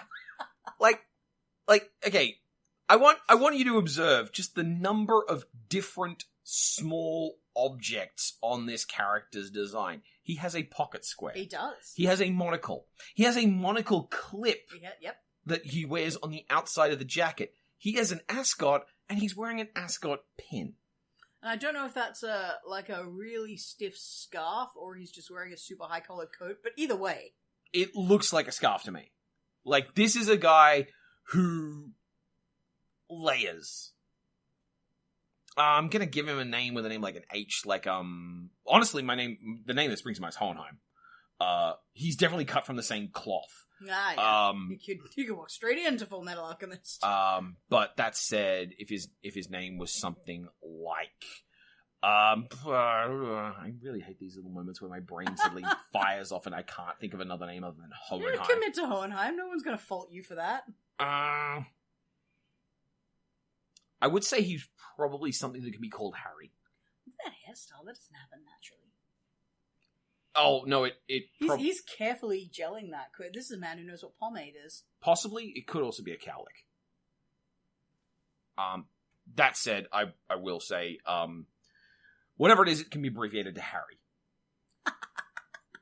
Oh, God, you're so good at this, it's upsetting. I've also been marinating in this culture. This is Hanuman. Ooh, okay, yeah, I can see why Hohenheim is close. What's your surname? Von Essar. Yeah. He is a scholar of Crestology. Which is Crestology? to say he's a eugenicist. Not proactively. He does a heckin' eugenics! He doesn't do a eugenics, he just studies a eugenics. And enables and ennobles and renames a heckin' eugenics. A little bit. See, this is the thing, when you said Crestology, I'm like, oh, he studies crests? He's like a flag guy. No. He's like me! Oh no, he's not your boy. He's not a villain. He should be. He's in a eugenics. Well, once again, these things are literally magic passed down through blood, so... This setting's a lot more cool with eugenics than we are. Yeah. But I would say you should not lay that upon his shoulders. He is merely observing and documenting this shit. Now he's a little creepy about it. Oh, God. He's like, just give me some drops of your blood and I can analyze your crest. Okay, that's not so bad, because you say when he's a bit creepy about it, it does bring me back to memories of pastors saying, "Oh no, there definitely should be a member of this family marrying a member of that family. That's a good mix." No. So I've come from that place. He's a strictly science guy. He is an observer of these things, not an instigator, which is why I say he does not do a hecking eugenics. All right, okay, He not so bad. Simply studies hecking eugenics. All right then, okay. Which is not good still. But No. Anyway, there he is. He's also the oil and water counterpart to Professor Sexpot. All right. Huh. Yeah. Hi. Huh. Okay, so I'm guessing this isn't faculty. And if she is faculty, she's the head of a church. She's like a nun. Because that neck piece is, like, extremely a habit. She's like this close to wearing her wimple, isn't she? She's very, like, her hair is wimpling for her. Obviously, you can't. Is. Obviously, you can't do that because the hair is the glory of the woman. Oh my god. Yeah. That stuff's still up there. We're not gonna get creepy about this. But at the same time, like, very sincere, very nice. Like, Fire Emblem doesn't strike me as the kind of series where this woman has a villainous breakdown on the stand and winds up revealing that she's the one who, in fact, threw the puppies out back so the thief had to steal for them. I'm gonna guess... I want to say peony. Like the flower. She has a flower name, like lilac or some green flower whose name I don't know. I get that mood. That would be very appropriate. She has the personality of a flower. Okay. Which is to say no person. Yeah. This is Flame. Flame. I don't like Flame very much. She's named after dessert. Don't worry, she's not a child. You know what? I didn't get a child aura off her. No, I guess they did well. I got a nothing cardboard cutout projection off her. Well, Hey! The thing. You put a nun girl in this kind of setting where people can, smooch and kiss people, and I don't react to her going, well, is there a hot nun? Like, well, no, actually, there isn't. There's none. She is your deliberately sheltered girl who hasn't been allowed to experience the real world, but is just very earnest and nice about everything, and would very much like to join your class and experience all the things that one is supposed to experience, Professor. I've in fact been that girl, as it were. And you know what? When you come out of being extremely sheltered, you're an asshole. There's so much stuff you don't know about how to be nice to people, and you treat people like shit. So, yeah, moving on. Okay, well, hold on, because there's a bit more about this character. We're gonna go into spoiler territory. Uh-huh. So here's your warning. Yep. But if you didn't see this coming after having met these characters, I don't know what we can do for you. She is Seteth's little sister. For the viewer, I'm saying that with finger quotes. Whom he is very overprotective and very overbearing of. And this is most of what contributes to his being an asshole, because he is like, no, stop it. No, that's not how girls work. You can't just tell them what to do and make them do. Ugh, you creep. And the important thing is that she's definitely not his daughter. They are definitely siblings, don't they look close in age. She's extremely his daughter. They eventually confess to you. But they had to falsify who she was because her crest-bearing blood is important and people would hurt her for it. And yeah, I don't like the whole thing with her and Seteth. It's not good. It's a bit much. It's not. Yeah, and yeah, he's a bad dad. I'm sure I pulled a face. Anyway, this is Zex. He pilots the Gundam that will be introduced in episode 3 that interrupts the existing power dynamic you were getting used to. No, in all seriousness, okay, no, I don't know, that checks out. It's I'm joking. This is Edelgard's cross-dressing alter ego she uses to go out and murder priests. That would be amazing. Wouldn't it just? I wish that was the truth. Yeah, obviously it's not. It should be. Gonna guess it's... Cross-dressing Edelgard, when? I'm gonna guess this is like some not some Phantom of the Opera ass fucker, but like this is some I'm guessing an O name. I'm also guessing he's bird-like Ori something. But also he's probably trying real hard to be like, oh yes, I am ambiguously good or bad, and like it's very, very easy for you when you're playing the game to go, no, you're a dick, or no, you're great. What? Meanwhile, he's going, I'm so broody and conflicted. Like, no, you just murdered an orphan. You're not broody and conflicted. You're just a dick. Or you just rescued a train full of kittens. What's wrong with you? Like, but in such a bad way. Yeah, I'm getting a feeling like he thinks he's a lot more complicated than he actually is. Oh man, I don't know. Maybe he is.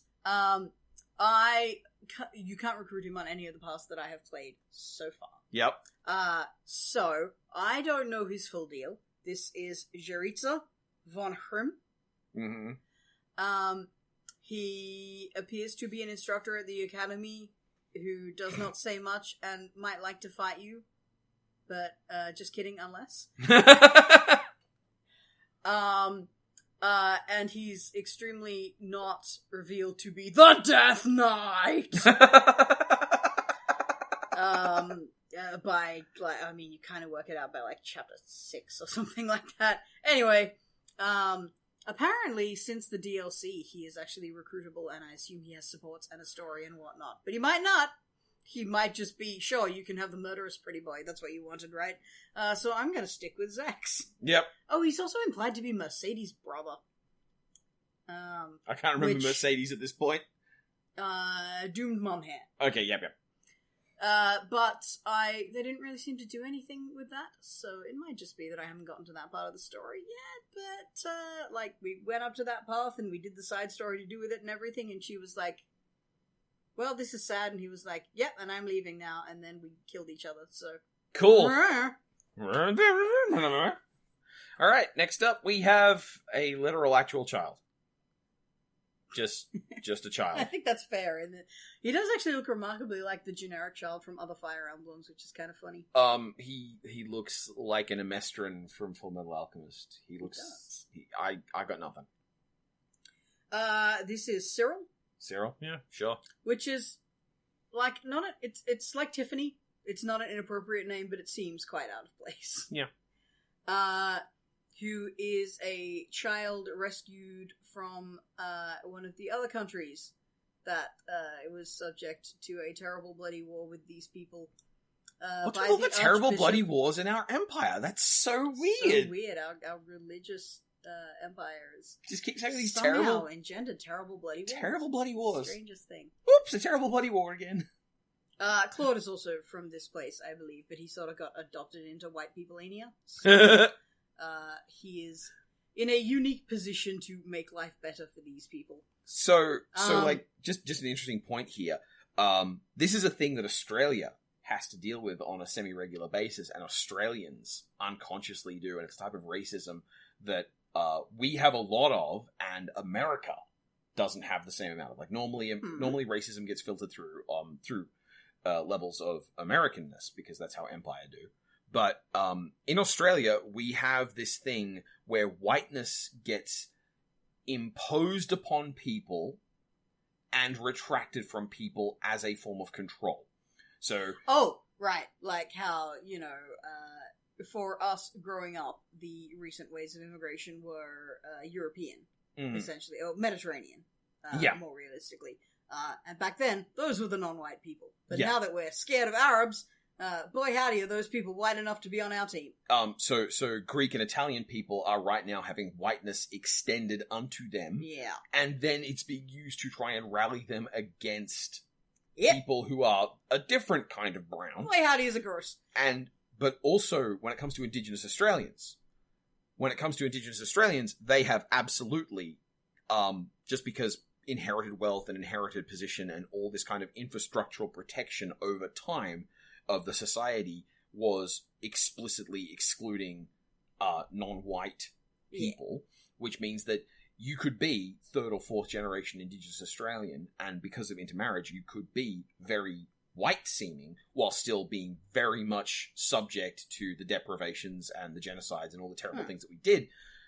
Which means that you have this situation where people say, well, you know, you don't deserve to have the protections and benefits we've set up for the Indigenous and Torres Strait Islanders because you're not really... you know, non-white. And that's a way that we can basically abusively extend whiteness to people. And that's a thing that, like you say, Claude has been whitened. And that does give him a position to do something about it. But also, at any time, someone can just go, you're not really white. And suddenly he's back in the outside position. And that's a thing that's very Australian. I don't know if that kind of thing happens in Japan. I understand that Japan has a real problem with a secondary underclass that they don't talk about. It's related to Korea, right? I don't know. Like, I have a general impression, but especially because I'm going on a microphone, I would want to look this up before I started talking about it. Sure. A discussion for another time, maybe. Yeah. Anyway. Bet you didn't expect this Fire Emblem video to have an extensive discourse on Australian racism, but here we are. Cyril is a serious and hard-working young boy who only wants to work to pay back the Archbishop for saving his life. But I bring him up because, A, he is a recruitable character. Why? Because he's good with an axe. Fair. And, you know, cares very much about protecting what he cares about. And in 5 years' time, he'll be as old as your students were when they were killing people for the first time. Yeah, there's that. But also, yeah, there are some questionable optics about having a little brown servant boy running around your academy taking care of all the shit nobody else wants to do, and doing it happily. Also, literal actual child soldier. Well, once again, by the time he's a soldier, he won't be a child any more than your academy students are when they become soldiers. Alright, well, yep, that's super uncomfortable. Yeah. Moving on. He's a good boy. His position in the story is awkward. So, next up, we have the person I now retract Lunk from, what was his name, Dido? I think it was, I think it was Didu. Didu, yes, that's the name. I don't know if that's how you pronounce that either, I could be totally wrong. Didu is no longer Lunk, I now bequeath the title of Lunk upon this. This looks like Lunk to you? This guy looks super evil, but he also looks like someone took a large slab of Spam and just strategically carved bits off. Like, he has evil dictator face.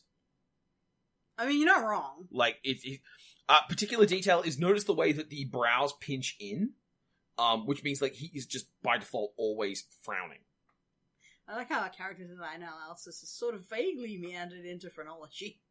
Yeah, there is that, but, like, you know, I'm not saying this is the way you would be. So it's phrenology to go there, eugenics, why not? Yeah, but I'm not saying, you know, this is the way that you are as a person if you have particularly pronounced brows. I'm saying particularly pronounced brows are used in storytelling to make someone look like a pinchy-eyed asshole, and this guy is absolutely looking like a pinchy-eyed asshole. Character design, unlike genetics, is deliberate. Yeah. What I particularly like, as far as, like, awful character design details go, notice how he's wearing, like, this armored, like, it's not a cuirass, but it's like a cuirass, with the very high neck. And you note, underneath the cuirass, there is still the line of uniform, and he has folded over the top the collar of the uniform. This is a degree of who gives a shit that tells you that this person really likes this uniform and really wants their station recognized. This is someone who puts in the work to be the best asshole they can be. So what have I got? I haven't guessed in a name. Let's call him Russell. Russell is the name you would give to that character you just described. I find that interesting because to me Russell is like a very fun, laid-back kind of name. The only Russell I know, the only Russells I've met, know personally are very much nice people. It's just like I was trying to pull out a name that feels like it's 45. I see. So, I don't know. Well, this is definitely the most, like, fascinatingly opposite one that you've come up with so far. We do have here a stern gentleman. Yep. But he is one of the church knights. So... He is a devout believer. This is not making him any better in my mind. Because he feels intensely guilty for the various deeds of his life and wants to find some kind of atonement. Yep. But he's not... He is definitely not an evil... pinchy-eyed asshole. Pinchy-eyed asshole. No, he's He's kind of a tired dad in night form. Well, maybe I look at a disapproving dad face and just have a different reaction to other people. His name is Gilbert Pronislav. Pronislav? I mean... That's Czech! Yeah. Fair enough. The collar thing just sets my Mrs. Ram correcting everyone's pronunciation of the word advance. He's off. definitely a stuffed shirt. Yeah. Like, don't get me wrong, he is a stick up his butt. But it's mostly just a case of, like, being a soldier is all that I know, to the point where I left my wife and child to go to the war, and now, even though I found out that my child is at this academy, I can't bring myself to talk to her. Leonie's dad? No, Annette's dad. Okay. Well. I never promised this would be spoiler-free. No, it's... But, yeah, I haven't found out much about him, because apparently he will only join you in Dimitri's route, which I have not played at all yet. Radio. So I just spent my time going, why won't you pay attention to me? Hey. And he's going, stern. I'm stern. Radio. I'm very serious. Okay. Next up. Gals. So what we have here is a Gyaru Knight. Particularly notable is the molded boob plate. That's custom order. That's something you get for yourself. That is a doofy breastplate. It's doofy as hell, but it does demonstrate a choice, and I do love me characters who demonstrate choice. She has an asymmetrical cape, she is tan, so I'm going to guess there's a sort of Claude adjacence, possibly biracial, especially because you have the blonde hair, blue eyes, which is usually used to signify the friendly slut archetype. She's a bit Yankee, isn't she? Yeah, very Yankee in the context. That's why I said gals, like the gal / Gyaru archetype. I'm going to guess she has a very Western name. I'm going to guess Annette's already off the table because we've had one of them, so I'm guessing Catherine, Emily, or Zoe. And I'm guessing she's rad as hell. How does he do it? This is Catherine. Hey! Apparently her real name is Cassandra Rubens Sharon. Holy crap, she sounds rad as hell. That's quite a name. She is rad as hell. She is a... Is she an outcast noble? Is she an ex-pirate? She's a church knight, but she is a trash church knight. She is a big eating, big drinking, my sword is full of lightning and I will crush you into the ground kind of church knight. What the fuck? I like Fire Emblem now. Who, kind of tells off the students who idolize her because she's like, no, I'm a fucking animal when I fight. Like, you think I'm cool because I'm a knight and I have a magic sword and everything, but when someone tries to kill me, I'm like, dragging myself through the mud, biting and clawing, kind of. She's very intriguing. You're not helping. She's great. And you're not helping people idolize you less, lady. You bringing up the Gyaru angle is, she's wearing 2 chokers! It's really true and appropriate. She has a massive lady boner for Archbishop Rhea. Yeah. Which is not one of her better qualities, but it is one of her gayer qualities, so we'll permit it. Gayer for Rhea. Gayer for Rhea, yes. She's great. I adore her. The hardest thing in the world will be playing Edelgard's route for me, because you can't avoid fighting her, because she has a massive lady boner for Rhea. So, see, I think this is one of those interesting things where the big difference between myself and other people when it comes to this game, in that I would play up to the point where it's like, you have to choose, and some of the people you will like will die. I'll be like, well, cool, done with this game now, and close it, and it'd be fine. I'd be genuinely okay with that. Yeah, but you're giving up more than half the game at that point. So what? It's a lot of game. And I don't buy game like Meatloaf. You want to spend more time with these people, though. Fair enough. You want to find out their shit. That's what fan fiction's for. The first conversation with them, and then you can't see the second one until the arc. Until that point in the arc, you're like, you have to find out what your deal is, goddammit. Alright. Anyway, and, I want to... Yeah, sorry. Make them we'll go on to the next one for now. Because it will be relevant. So, this is Catherine's girlfriend. You're 100% This is correct. the one I thought your boy was at the start. Are they related? No. Okay, so they're just... I don't think they've ever met each other. Okay, yeah, no, this is a choker futch assassin. My friend Kay is thirsty for her. She is hot as hell. Like, I'm guessing she wouldn't have a C name, she wouldn't have a K name or a G name or a J name, because those are all too close to Catherine. What I'd expect, however, is a short name, possibly one syllable. If I was designing the character, I might give her a really weird name, like J-A-C, like Jacques, and have people go, what the fuck? That's, how do you even pronounce that? Again, not a J name, because that's, again, too close to the CKG kind of groupings. I'm going to say it's like a Naomi. Oh, she looks like a Naomi, doesn't she? Yeah. Or a Naomi, technically, I guess. Yeah.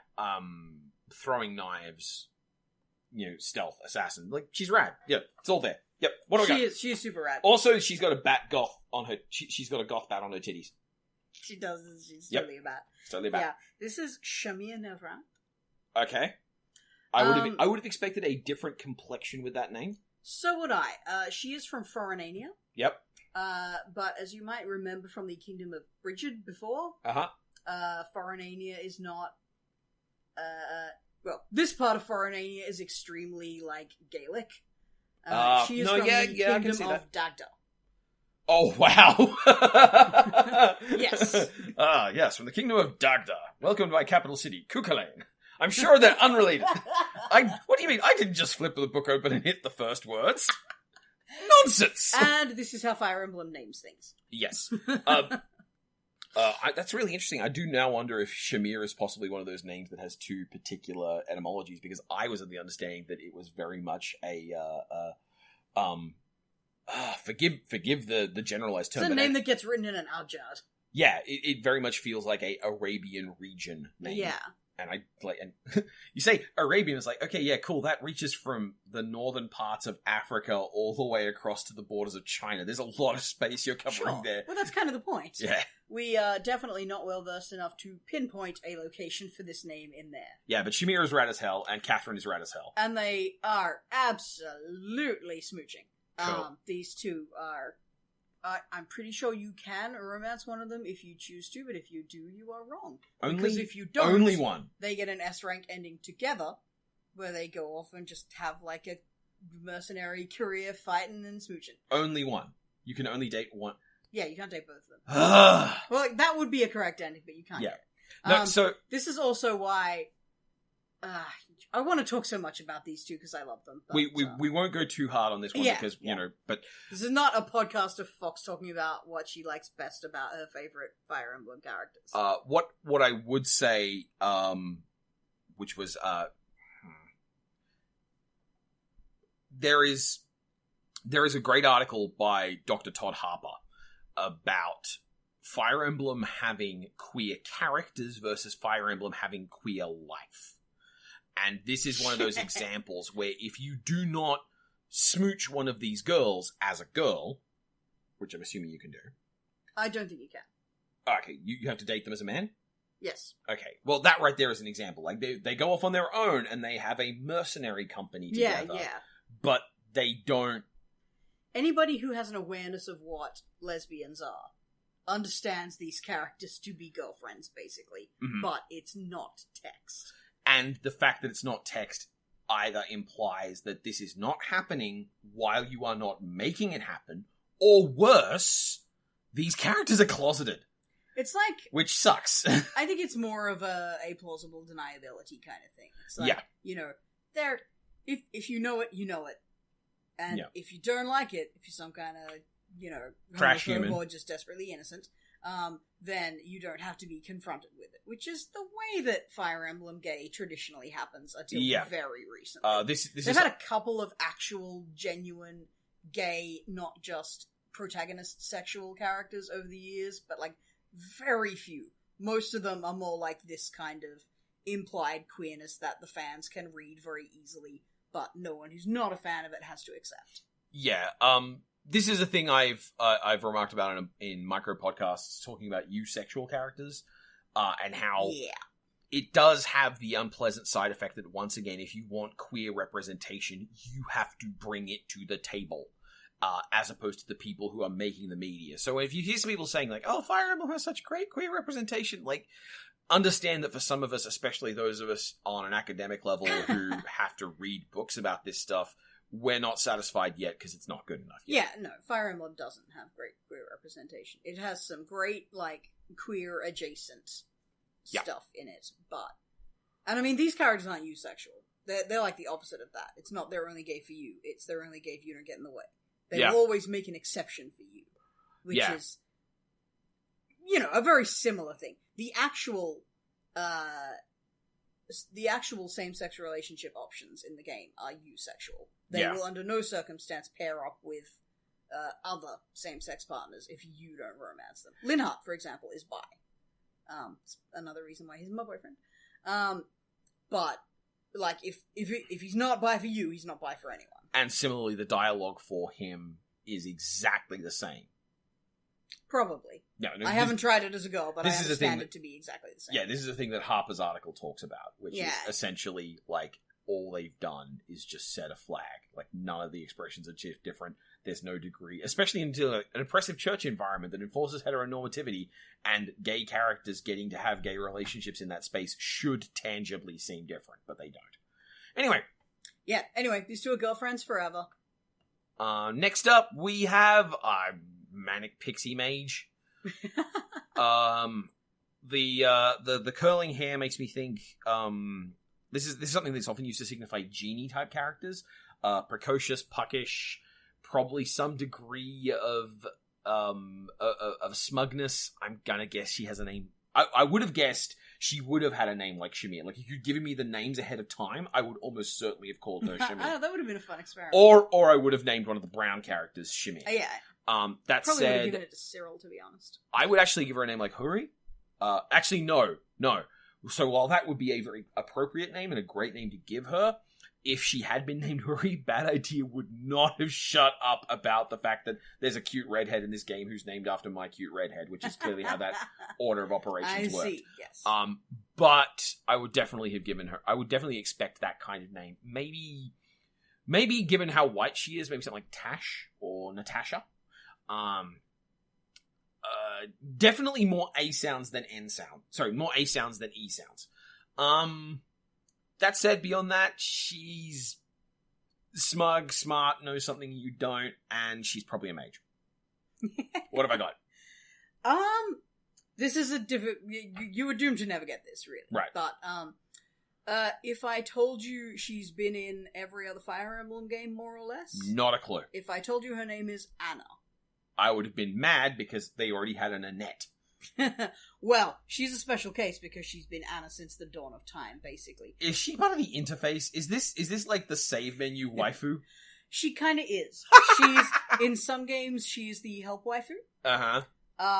And in I think every game where she shows up, she is a merchant. That's normally her thing. She runs the item shop in not all. I'm not confident saying all, but basically every Fire Emblem. And a couple of times recently, she's been playable. Oh, and in this one, she showed up as... And she's always the same character, too. She looks a bit different, but she is always a redhead with a ponytail. And she is always, like, comically mercantile. Zealous smug. She is going to make a scheme, and it is going to make money. Okay. Or it is going to hilariously not make money if you're in Fire Emblem Heroes. So she's a war profiteer. Yeah, unkind but not inaccurate. And in this game, you can eventually recruit her since the DLC. So neat. That's why she gets into this. Okay, cool. Well, yeah, I was doomed on this one. Moving on. But fascinating that you said, like, genie archetype, because they're, like... Well, no, you're not wrong, but, I mean, that's actually kind of true, because she's, like... The game sort of sideways acknowledges sometimes that she is kind of an extra-dimensional entity. Like, I am not suggesting there is a shared canon between all of these games. There shouldn't be. They would all be worse for it. Please do not take this as a deep lore thing supposed to represent a connected multiverse. She's a Zelda fan. And there is no Zelda timeline. But the game does sort of slyly, out of the corner of its mouth, acknowledge at various times that, like, she's a bit weird and she knows otherworldly things and, like, she doesn't fit in with everyone else. And What's a Like- start button? They nod towards the idea that she is Special. a help genie. Okay, so what we have here is someone's edgy OC. I'm going to guess his name is Wolfia or Fenrir or possibly Baldir. It's one of those. I'm not. Those aren't really joking suggestions. He absolutely has some wolfy name. I love your read on this guy. Like he's practically got wolf ears in his hair. The giant buggering metal collar, the chain on bear skin. This is preposterous. I'm not saying you're bad if you like it, but this guy was very clearly made after all the others. Is he a DLC character?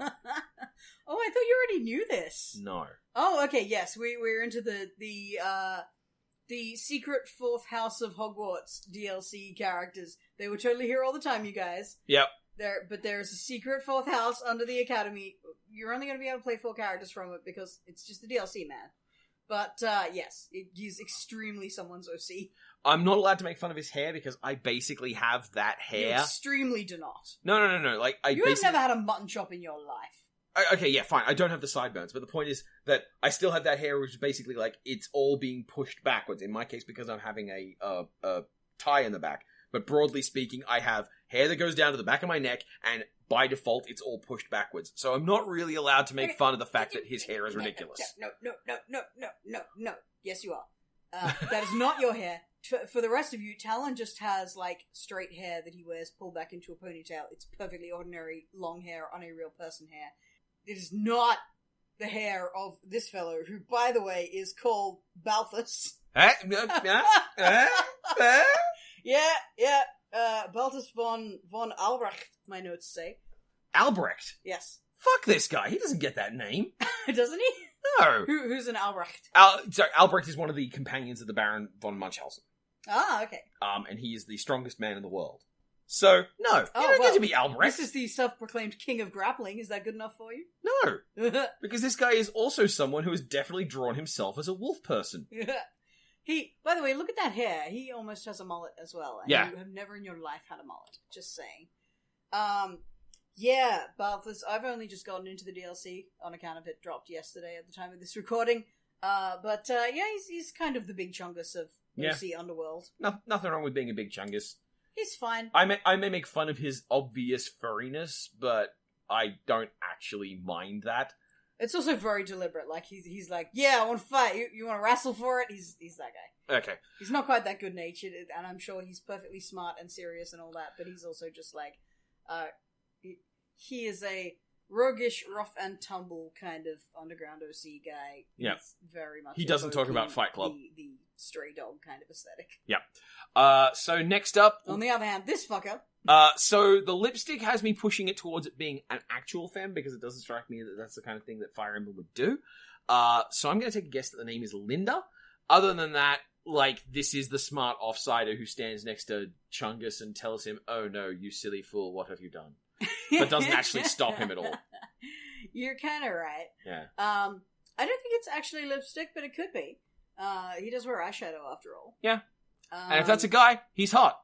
Well, the game certainly says he's a guy. Yeah, cool. I trust them. There might be support conversations hidden away somewhere where we find out that this is definitely actually a trans girl and the game really shouldn't be calling them him, but I'm not gonna speculate on that. I'm just gonna go with the him that they gave us. That said, that chest chain is dumb as shit. And his eyeshadow game is on point. Yep.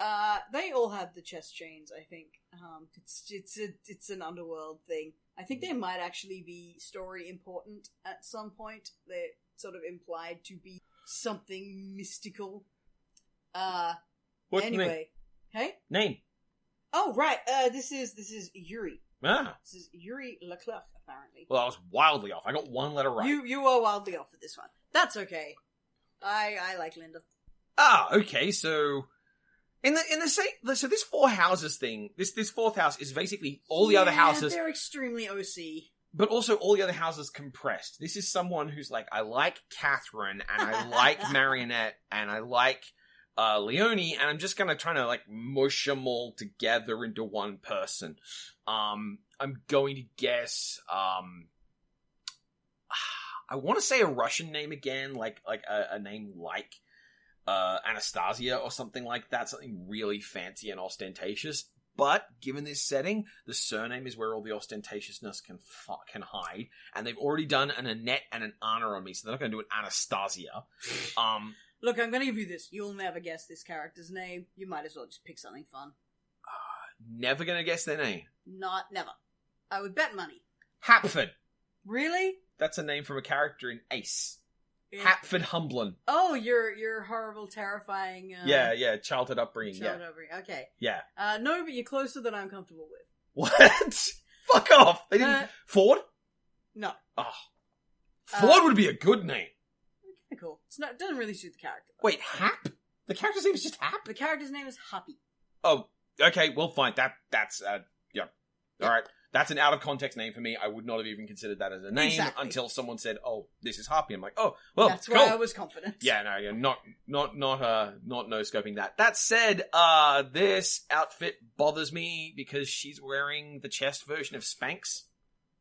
Yeah, shit. The fourth house designs are much more overtly, like, fetishy than the original ones. Yeah, she's clearly the girl who hangs around the other two. And is, probably, like, she doesn't have the air of the mean girl member of the group, so she's probably the one who's all like, oh no, we did a war crimes.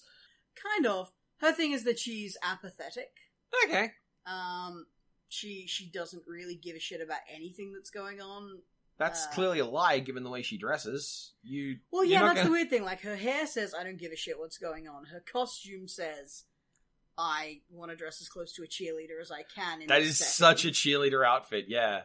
Like, I don't know if you would have noticed the midriff. And yeah. She's also got, like, a shorter skirt with the compression shorts underneath it. So, she's actually wearing Spanx. Holy crap. Well, I don't like calling them that, but yes. Okay, fair. It's kind of creepy and disgusting. She's, mechanically, she's interesting. The idea of the OC house is that they all have some shit going on that means they can't exist in the surface world. So they're all like a bunch of weird outcasts and shit. And is she a vampire? No, she summons monsters with her voice and she can't, like, stop it from happening. So she's like Black Bolt Darkchild. Wait, that reference means nothing to anyone. She's just like a banshee. Except Clay and Corey. Yeah, sorry, comic book cuts. Yeah, that's such a bad reference to have made. I couldn't have made a more useless... Oh, no, I could make a more useless reference. I could mention Hatford Humblin. Yeah, true. Okay. Yeah, so, like, we have a character who seems like she should put the same level of effort into her appearance as, like, Bernadetta, but is obviously...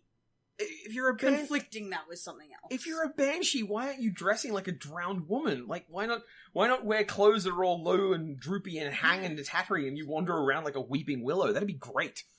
Well, I don't think she's psyched about the fact that she can accidentally summon monsters and get people killed. Well, maybe I don't know if she wants to lean into it that hard. Alright then, next up, and you can't tell with her because finally, her apathetic is her whole thing, so... The Mean Girl! Maybe she doesn't. Yeah, so we have... Oh, God, there are so many possible names. She could be a Cordelia, she could be a Courtney, she could... Like, I'm not even out of the seas. She can't be a Catherine, because we've got one of those. We've got one of those, Catherine's yes. nice. I don't really think Catherine's name suits her, though, I must say. It Romanizes well. Sorry, it katakana as well. Cassette? Yeah, like, remember, there was a whole game called Catherine, where she was a tanned, blonde sexbot. It's just weird to me that you say it Romanized as well, when, like, you specifically can't render it in... There's also there's also the whole Catherine the Great association as well, which I imagine Japan might have a very different vision of than we do. Yeah, so Cassandra is a Greek hero name as well. Yeah, definitely not a Cassandra. This is not a Cassandra. No. But this is a Cordelia, a Courtney, a Corky. There's definitely or a Debbie. She could be a Debbie. She couldn't be a Casanunda. She got purple on the inside of her princess curls. She does, doesn't she? she? Yeah. She's like this is a ribbon underneath that. What the fuck? No. She's dyed sections of her hair, and the hairband is holding back. Oh, there's a layers. hairband and a dye section at the back. Yeah, that hairstyle takes hours to manage and maintain. Yeah. This woman has absolutely put tons of effort into looking like exactly this, and the fact that she's wandering around with a fan which is like one of the all-purpose Ojo-sama props of like covering my mouth. Oh, yeah, no, this woman is awful. Well, my notes just say, yeah, she does the Ojo laugh. Full on, too, by the way. Like, I don't often have the volume on when I'm playing this game, because we're usually watching something on the television at the same time. But, oh boy, did I have it on just to see what these characters were like, and she fucking laughs. She might have a name like Queen or Elizabeth, or, you might get something like Winston or Constance, but I really think what you're talking about here is, like, I really think you're getting one of those mean girl names like Cordelia. No, wait, we had a Cordelia. That's why it's on my mind. There was a Von Cordelia. Yes. It's a surname. And what was the name of the mean girl in Buffy?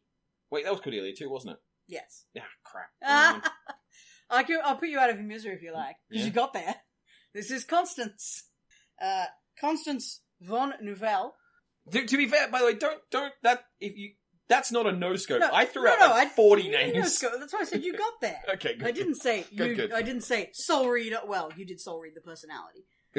That's because the personality is on display. Unlike Harpy, she telegraphs her personality in a very evident way. She fancies herself the princess of the underworld OC Misfits. So I'm going to take a guess here, right? Of the OC Misfits, like, Balthus's thing is, like, he can't contain his violence and maybe he turns into a wolf or something. And he just owes people money. Oh, okay. And Yuri's thing is clearly an actual vampire. And Harpy's thing is the Banshee element. I think Constance is down here just because everyone who's dealt with her for a length of time hates her. You might be right. I hope so. I haven't found out anything about her yet. Balthus is open about it. He's just like, nah, I owe shit to a lot of dangerous people. What a great character. And Yuri, I don't know his story, but one of the other characters recognizes him and says, aren't you the adoptive son of Count such and such? Come on, let's get you home safe. That's Ash, by the way. He's such a good boy. He's such a good boy! What a cute boy. And Yuri is like, how about fucking no? I never know. So there's something there for sure. And Harpy is obvious. But Constance, they haven't told us anything about yet. So until proven otherwise, I choose to believe that you are correct. No one can stand her. And she figured that down here, she gets to be the princess of the Misfits. Exactly. And that's better than not being the princess of the people on the surface. Better to reign in hell. Oh no, now I like her. You're making me like her. Stop it. Damn. Okay, so that's all of them? At least according to this directory, that's all 42. That is all of the, I definitely left out some NPCs and some plot characters and some characters who aren't very interesting. It's been 2 hours. Sure has. Yes. That was heaps of fun. Did anything surprise you? Only the number of them that you guessed, frankly. Well, again... I'm wondering if, you have seen them in passing on Twitter and just, you never associated them actively. But, either way, I'm impressed. I do think it really is just a matter of I associate with enough people and I've absorbed this stuff by proxy. I don't think that, I've got some magical divining ability to go, yes, Claudio, based on the... No, I think you just have a sense for writing and character design and definitely at least a bit of a sense of Japanese writers trying to pick cool-sounding Western names. Yeah, There's good definitely point. an element of that at work, We have been marinating that for 20 years. Okay, fair enough. And Fire Emblem is very straightforward about going to references for its names. True. They pretty much used up all the just straight lift it from somewhere's mythology kind of names. Yeah. If we'd been doing this at another time, we would have been going, and this is, Titania in English, but in Japanese she's just Tiamat. It's pretty good, honestly. And they did a lot of that with the older games. I think it's the third one, they're just everyone is just a Gaelic hero of some kind or another. Mm-hmm. Any absolute faves? My boyfriend, obviously. And my second boyfriend, Ash. Sweet, soft boy. Yeah. And Catherine and Shamir, now kiss. Yep. But broadly speaking, there are very few characters in this I dislike. I dislike Byleth. Byleth is... Because she's nothing. Terrible... Yeah. Byleth is...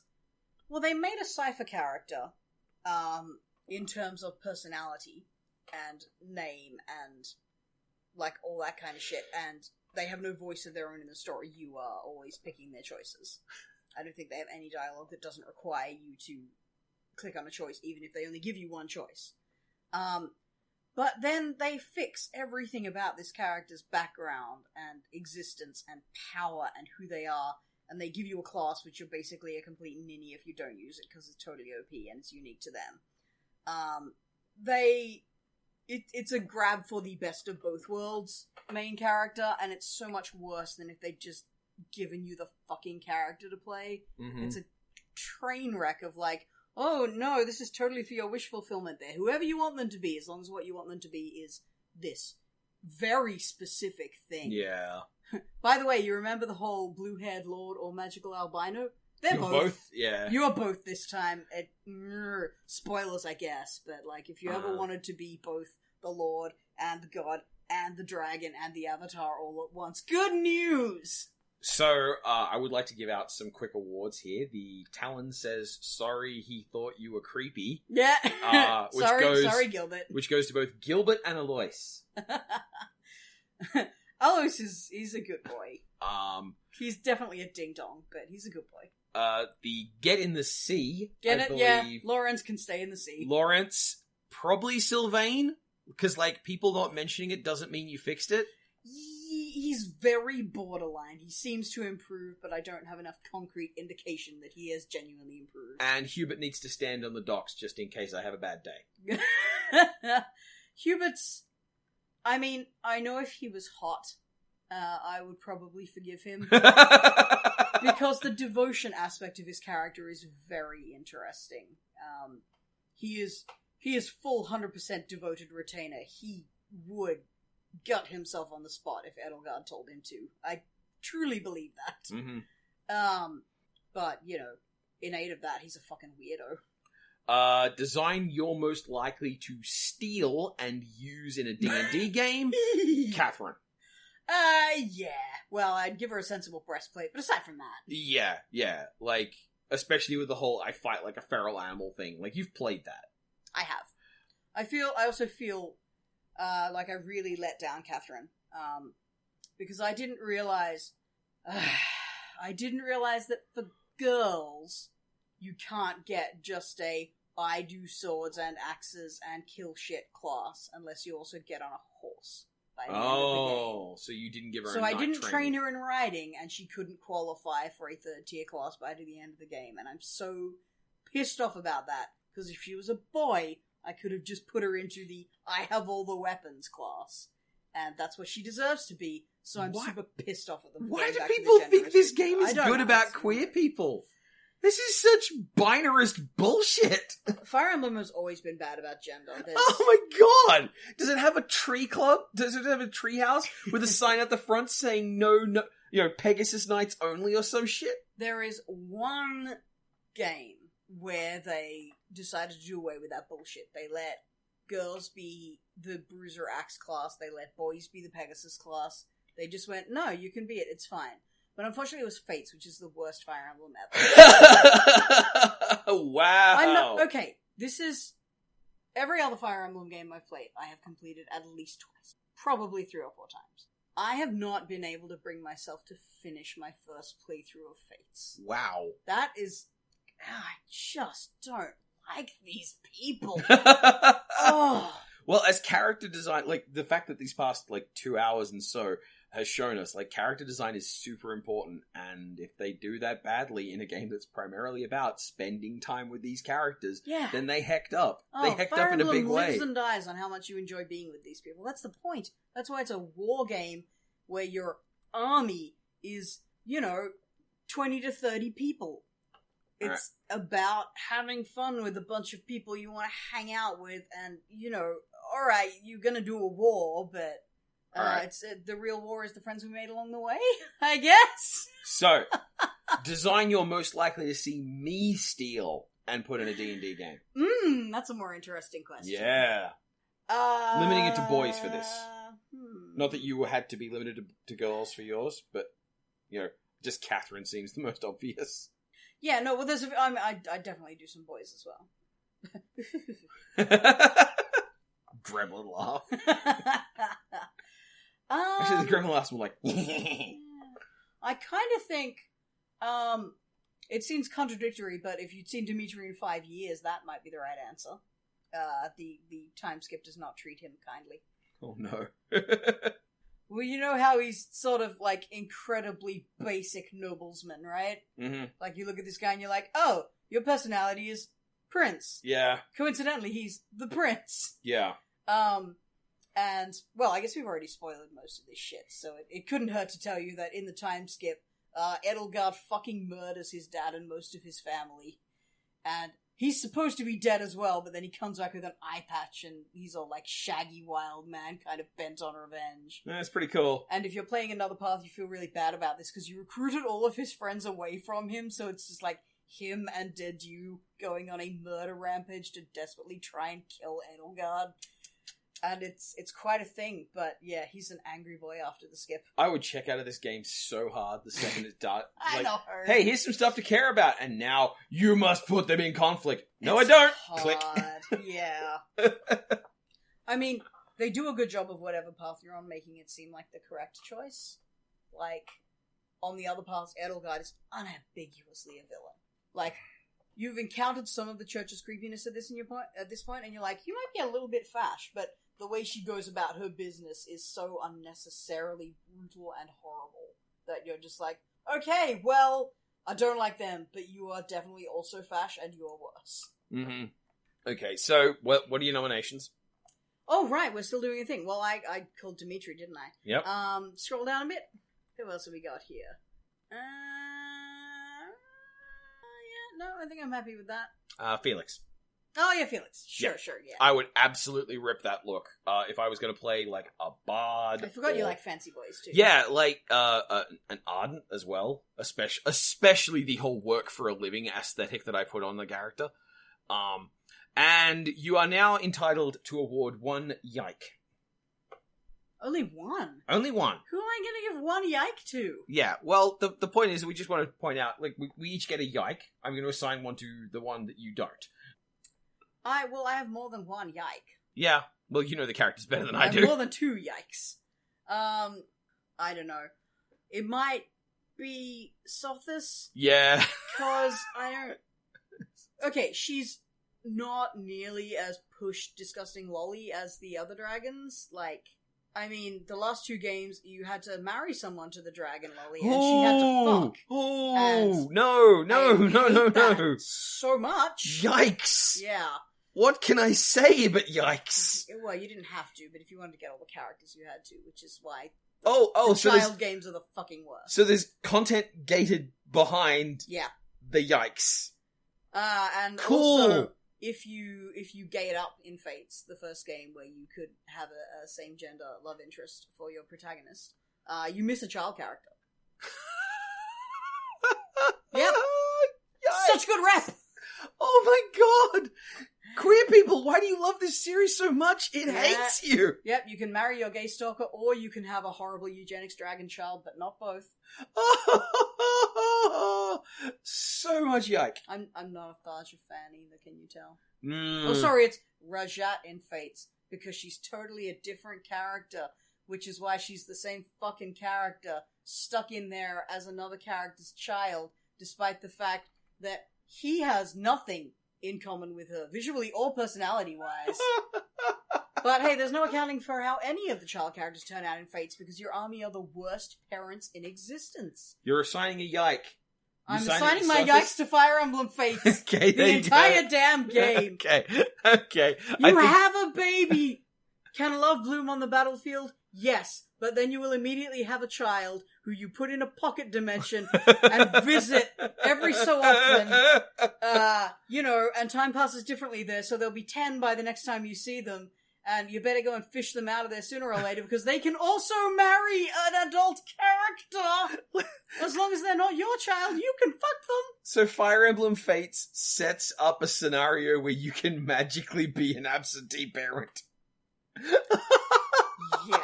Fire Emblem Fates sets up a scenario where two non-protagonist characters in your army can be absentee parents to a child whom you can then fuck and have a child to be an absentee parent to. No! It's the fucking worst. Oh my god, no! No.